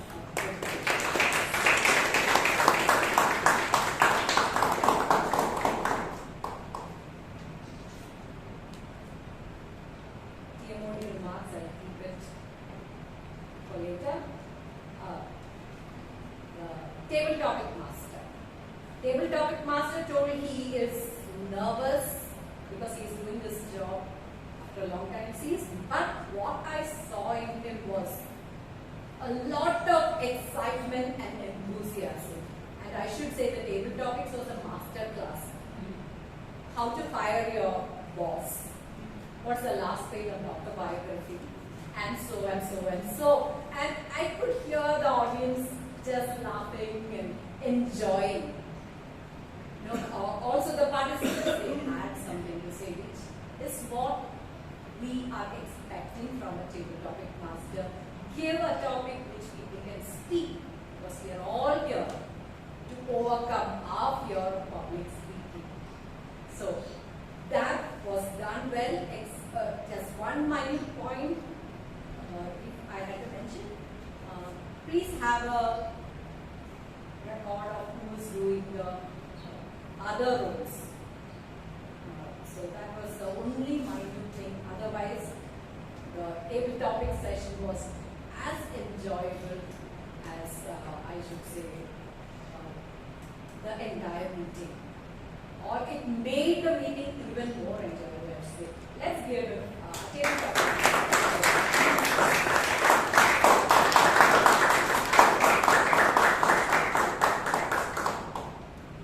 Toastmaster of the day.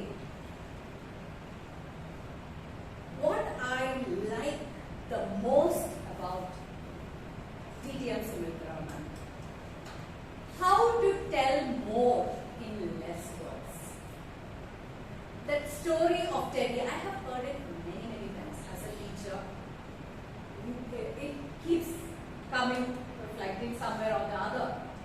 But how she wrote that story 2-3 minutes without losing the essence of the story. That's what makes an experienced Toastmaster. And it is a privilege to hear her saying the story and whatever message she had to convey. Second thing is the play of words. Despite the distraction of getting married. So things like this, you know, I really wonder how people can, you know, say things in less words. So that is one I would like to emulate from TTM Sumitra. You had great introductions for all the role takers who are well prepared for the role you have taken. Now, if I had to tell one minute thing, that will be about the voice.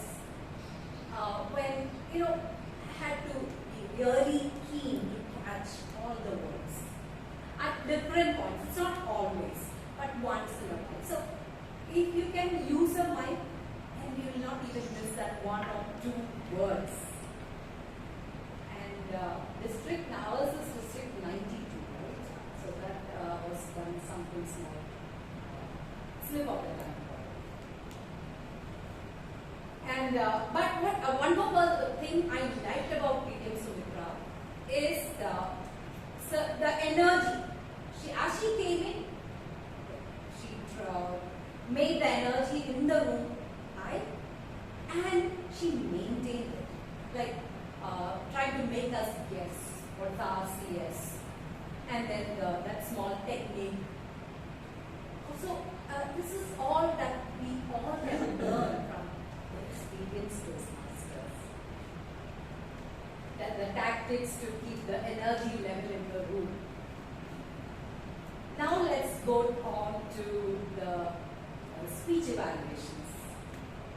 The first speech was by Toastmaster Himani Pandey, and she will be evaluated by Toastmaster Shashank.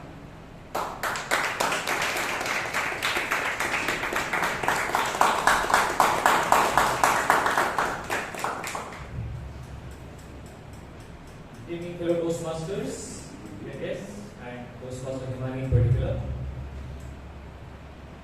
I love the speech. That's my opening speech. I love the speech. The reason being, throughout your speech, it felt as if I was with you in your journey when you came to Bangalore for the first time, and the experiences you faced, the troubles you faced, and eventually till you reached home. It felt that I was with you throughout the journey. So the purpose of this specific project was using voice modulation or vocal variety, to be precise, and that was the main intention of this project. So let us dissect your speech and see how you qualified considering the 4 P's of vocal variety, which is projection or power, pitch, pace and pause. Let me start with the pace. Absolutely beautiful. From the time you started till you ended the speech or concluded the speech, your pace was outstanding. I wish I could learn the art of the proper pacing my speech from you. You articulated really well. Your flow of thoughts and words, absolutely beautiful, which I really envy.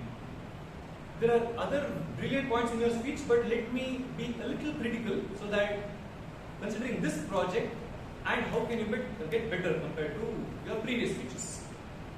The second point is regarding the power or projection. So let's consider this scenario. When you opened the speech, you said, "Good morning, fellow Toastmasters."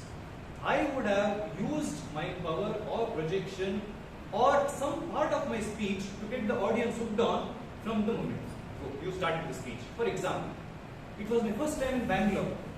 I don't know where I am, and turns out I'm in the wrong bus. So we want to know what happened to you. How did you go to the bus and how did you come back out of the situation? Something like this where you can use your projection or high or low voice. There was one more instance when you told, "I instantly love this city." So instead of projecting in one voice, you could say, "I instantly love this city." That will give a lot of difference to the speech.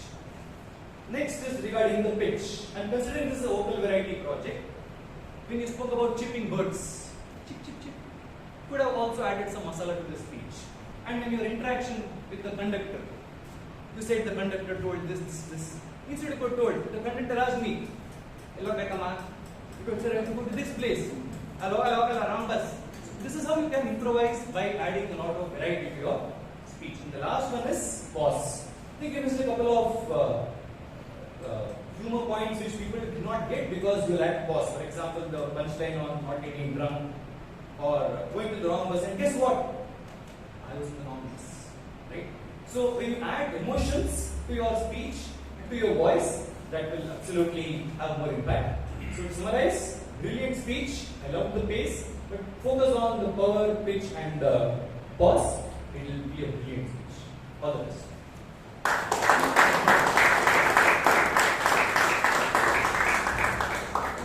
Brilliant evaluation. Let's give the evaluator and our speaker big round of applause.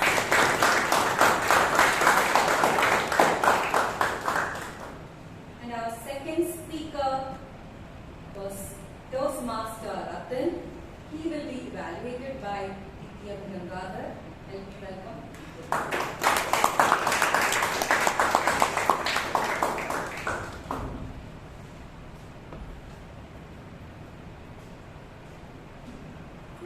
to all Toastmasters, friends, guests, and the person who did a sixer in Toastmaster Club.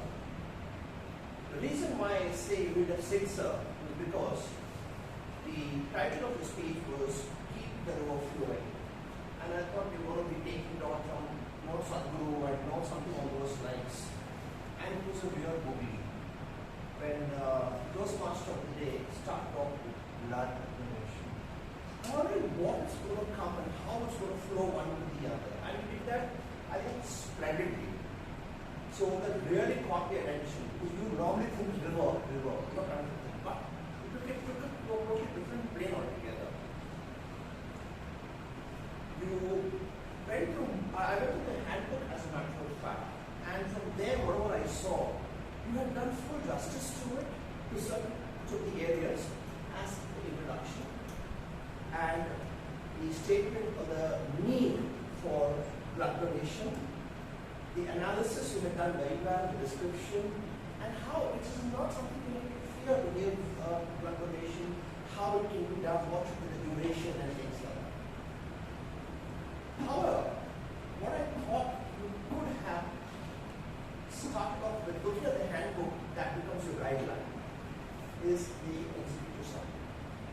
Where, just like how you close, Mr. President can be, you should say, Mr. President, I would like to propose. Because it's a proposal. I would like to propose blood donation drive. Let's say Bangalore Toastmasters Club, whatever it is. And then go on to the introduction, the needs, the description, the analysis. Then you're reiterating and you're reinforcing the various points of why you're proposing this and why it's important. So I would have wanted that.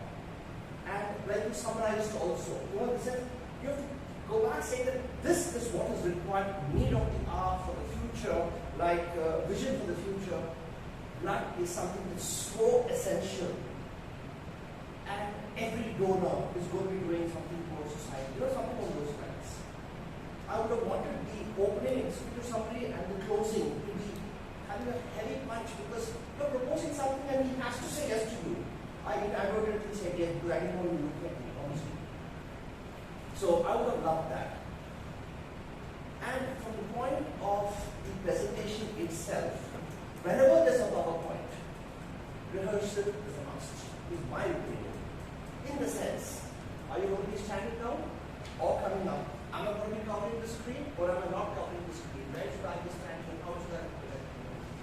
You were initially down and then you came up. The initial couple of sentences you said down and you came up. Right? Transition of screens. I don't know whether it's reversed. It should be like, no, immediately has to change end up. But having said all that, there was some very good point which I liked. You never look back while reading certain points, number one. And from your last speech, you did not have your headphone on your neck. That time you had it and it was disturbing. This time it was not there. So you're definitely improving. I'd love to see more of your speeches and wish you all the best.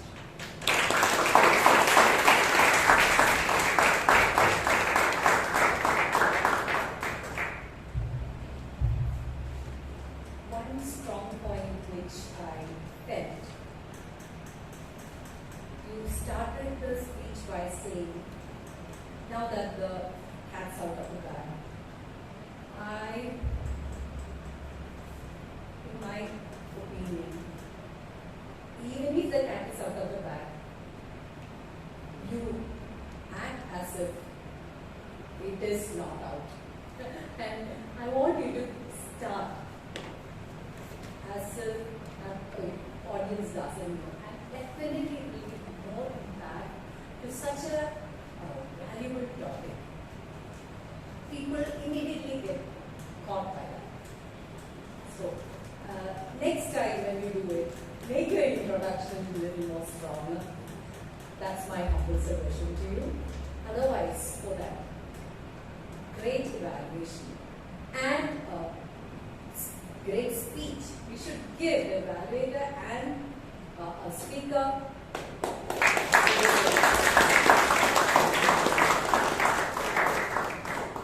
The next speech by Toastmaster Puneeth will be evaluated by the youngest BTM Lalith Dhanush.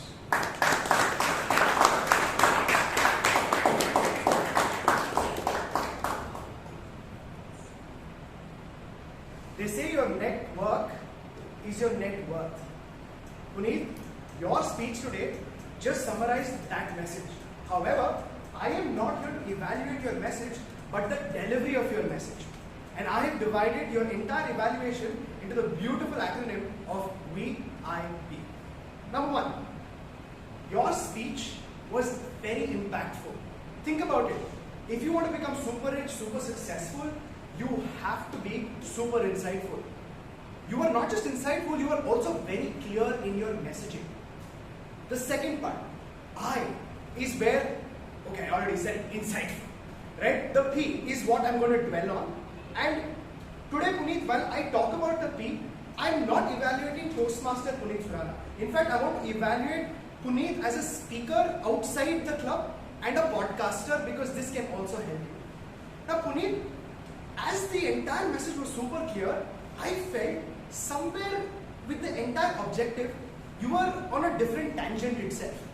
Of course, you used vocal variety, but unfortunately, it was used at the wrong time. Now, let me give you a sample. You called the person at Infosys again, hello, and you called at 6 p.m. Now, I don't know why all of a sudden I heard a laughter from you. It was a sarcastic laughter, but I think it was involuntary that happened. That's number one, right? How can you avoid it? I say pause. Take a pause. And every time you pause in between a sentence, it actually gives time for the audience to actually grasp it. The second part is also connected to this. When you were having a conversation with the person who's the receptionist, you kept saying, now I spoke to the receptionist and she said this. Now I spoke to the receptionist and she said this. It felt a little pointless. Almost like a blunt pencil. Right? I don't know why you were saying it, because it did not drive any point into my messaging. And finally, I felt varying your pitch and pace. You did it, but again it felt at the wrong time. Now, how do you do this? How do you actually do a pause? Simple. When you script your entire speech, I suggest every time you have a comma, draw a single line. That means small pause. Every time you have a full stop, draw 2 lines. That means long pause. And every time you take a pause, make sure you breathe. Puneeth, I know you're a very confident speaker. When you were here, it felt like you were a little stiff and you were not able to vary pace because you were taking shallow breaths. If you take it from your stomach, it's called the 5-6-7 rule. Breathe in for 5 seconds, hold it for 6 and let it out for 7. But in Sanskrit word, it's called pranayama. If you inculcate pranayama, I promise you that your depth in your pitch will increase for sure, and this will help you in your podcast. All in all, Puneeth, I know you're an excellent speaker. I've evaluated the podcaster in you. Remember, you're insightful. Most importantly, you're super clear. But just practice a little more with these 3 things. Maybe draw lines and take deep breaths and give it a little depth.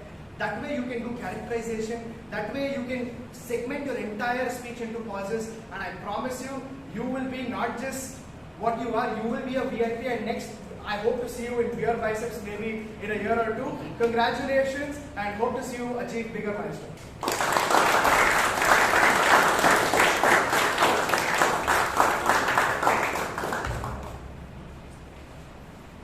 One thing I noticed about Toastmaster Puneeth's speech, there was some meaningful moments on the stage.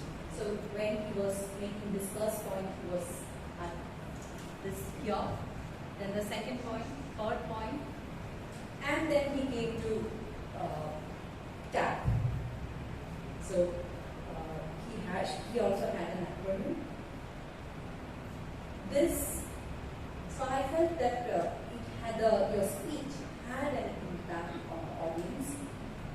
So for that speech and the evaluation, let's give the speaker and the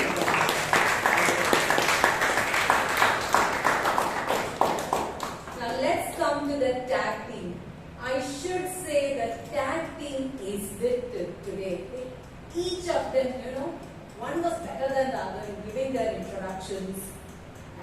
So let's start with the timer. It's important to get your point across in the allowed time. So let's start with the timer. Ujyant, Ramesh.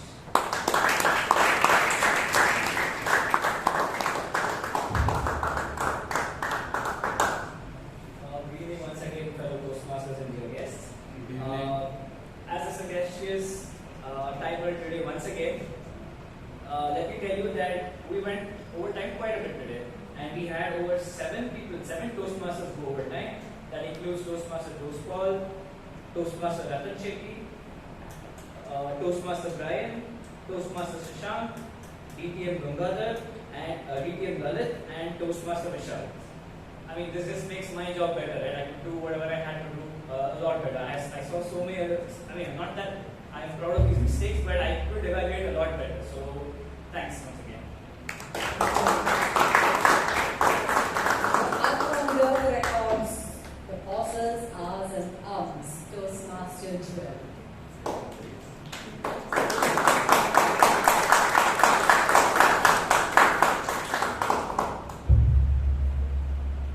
Greeting Toastmasters and dear guests. So one important quality of a sagacious leader is the ability to communicate the message efficiently. And these filler words or these clutch words can come in between the flow of the message. So let's see how our speakers did in terms of the filler words. The speakers were flawless, that means they had no clutch words, were Toastmaster Himani, Toastmaster Puneeth, Toastmaster Ujyant, Toastmaster Shashank, Toastmaster DTM Gangaadhar, and DTM Lalith. They were flawless.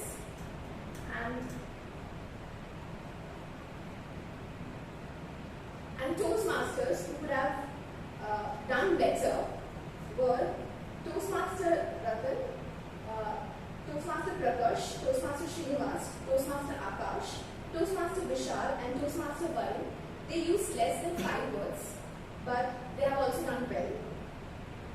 Toastmasters who have used greater than 10 clutch words are Toastmaster Alok, Toastmaster Amshu, Toastmaster Brian, and Toastmaster Paul. The clutch word of the day was which was used 10 times by Toastmaster Paul, 5 times by Toastmaster Brian, and 7 times by Toastmaster Alok. Over to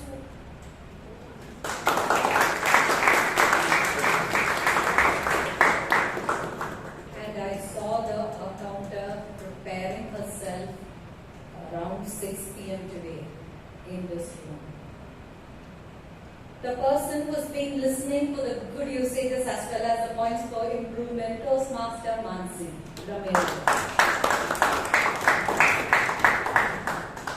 Good evening again. So here's the demerit report. I am pleased to report that we have 3 great speakers who successfully incorporated the word sagacious into their speeches. They are Toastmaster Ujyant, Toastmaster Ratan Shetty, and Toastmaster Jewel. There were some slips and redundancy a decade back, should be a decade ago. One such trip, on leave, started long back, started long ago.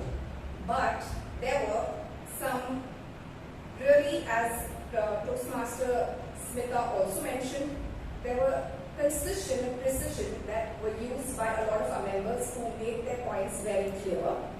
So some of them are 3-pronged objective by DTM Sumitra, poignant take on the theme Toastmaster Alok, passionately persist Toastmaster Puneeth, reiterating and reinforcing, but what I like more was the heavy punch DTM Gangaadhar.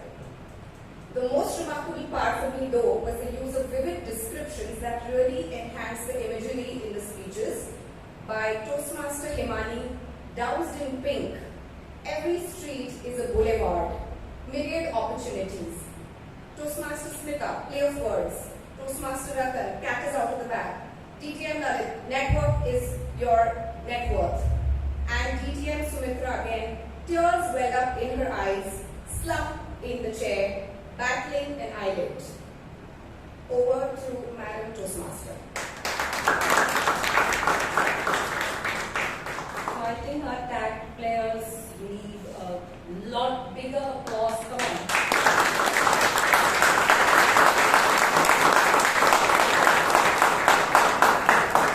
With that, I come to the end of the evaluation session. Over to the Toastmaster of the day.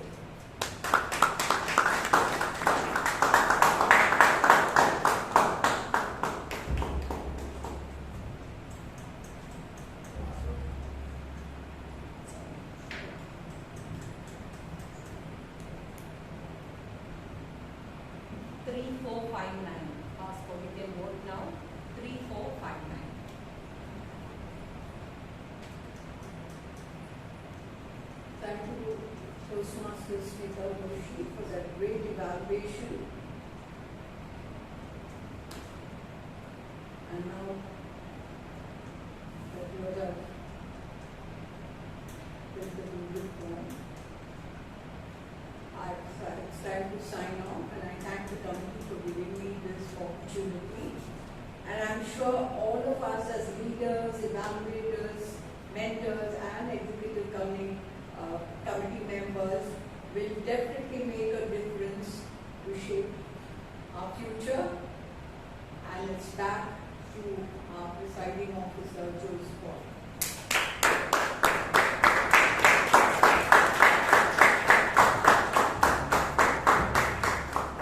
Thank you, Toastmaster, DTM Sumitra, for executing your role so wonderfully well.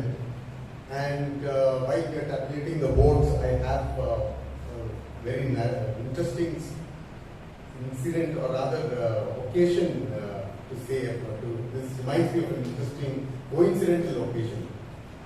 I joined the Toastmasters, or rather I came for the first meeting. I attended my first meeting on 2nd January 2004. Not a New Year resolution, but it just happened to be the 2nd of January. And that was the very day on which our DTM Sumitra Manamohan man, who was a Toastmaster Sumitra at that point of time, was in charge of the club and was elected as a president and was taking charge of the club for the first time, giving a presidential address. And today, as I give my first time presidential, or rather presiding officer address, she happens to be the Toastmaster. So it's a long association of over 20 years. Thank you, ma'am. It's been wonderful. It's a strange coincidence, but it's wonderful to remember that. Thank you very much. So, dear Toastmasters, and let's hear it for all the role takers today. It was like saving the best for the last. I think we had a wonderful tag team today here, and of course the speeches were great.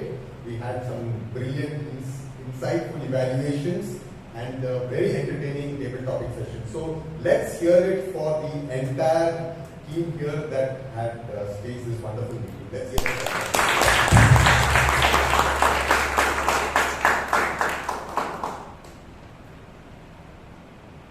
It's now time to give away the awards. Now, the Best Evaluator Award. Just hoping that he repeats this tomorrow, because he's going to represent our, not our club alone, but our area, because tomorrow is a division contest, and a district contest, and he's going to represent the division too. So let's congratulate, at the same time wish DTM Lalith the very best for the area district contest.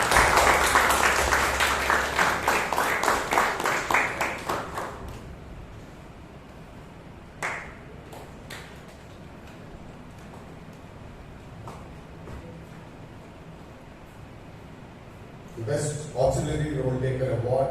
Now I think the three of them did brilliantly well, and there had to be a winner, and the winner today is the Grammarian Toastmaster Mansi.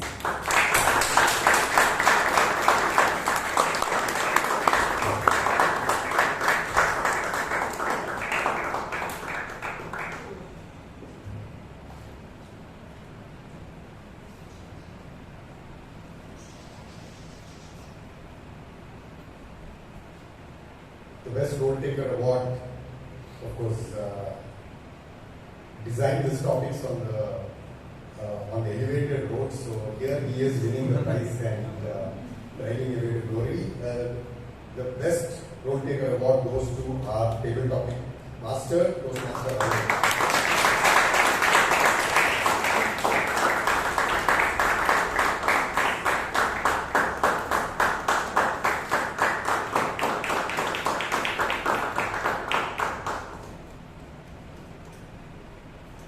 Now, for the Best Table Topic Speaker Award, we have a tie here. I think both of this is connected to love. because one is a happy man and another one is the love letter. So the best topic speaker awards to BTM Vijayanand and Toastmaster Abhay.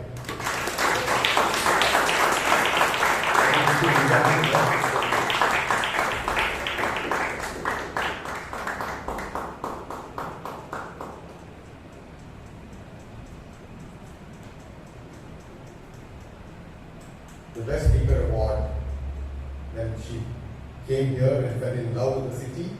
So here she bags the best speaker award, Toastmaster Himani.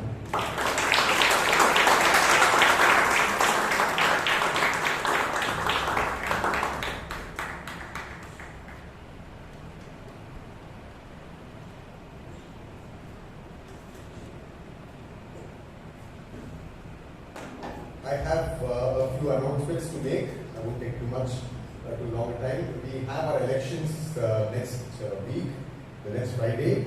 So as you all know, the election chair, Toastmaster Shashank, had put out the messages. The nominations are, you can nominate yourself for any of the roles there till tomorrow night. So the nominations end with that. And secondly, request all of you to please be present during the elections that we're going to have next Friday. Now, how you can make a difference in shaping your tomorrow here in our club is by being present here. That's the minimum that you can do, and make sure that you elect people who can make a difference to you and to the club during the elections. So I request each of you to please be here in the next week to cast your votes. And not only that, we have something very interesting happening in the next week. We have a TEDx speaker here who is going to also give you a lot of tips on, let me not reveal it, so it's going to be very interesting. So that's the least I can say. So please, without fail, attend next week's meeting, the election meeting. That's number one. And the second one is, of course, we have the division contest, district contest rather, tomorrow, division level winners, and we have our BTM Lalith participating there. So once more, Lalith, wish you all the very best, and whoever can be present at the venue can please be there to cheer BTM Lalith, and here's wishing you all the very best. Let's hear it from you.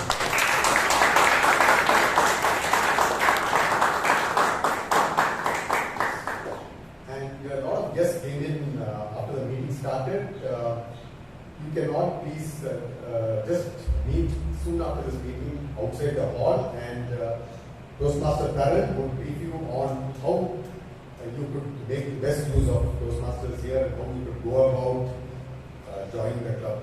So please wait for a short while he gives you this information. Thank you all. So. Oh yes, I would request all the winners to please come over here with their certificates. We'll have a quick photo.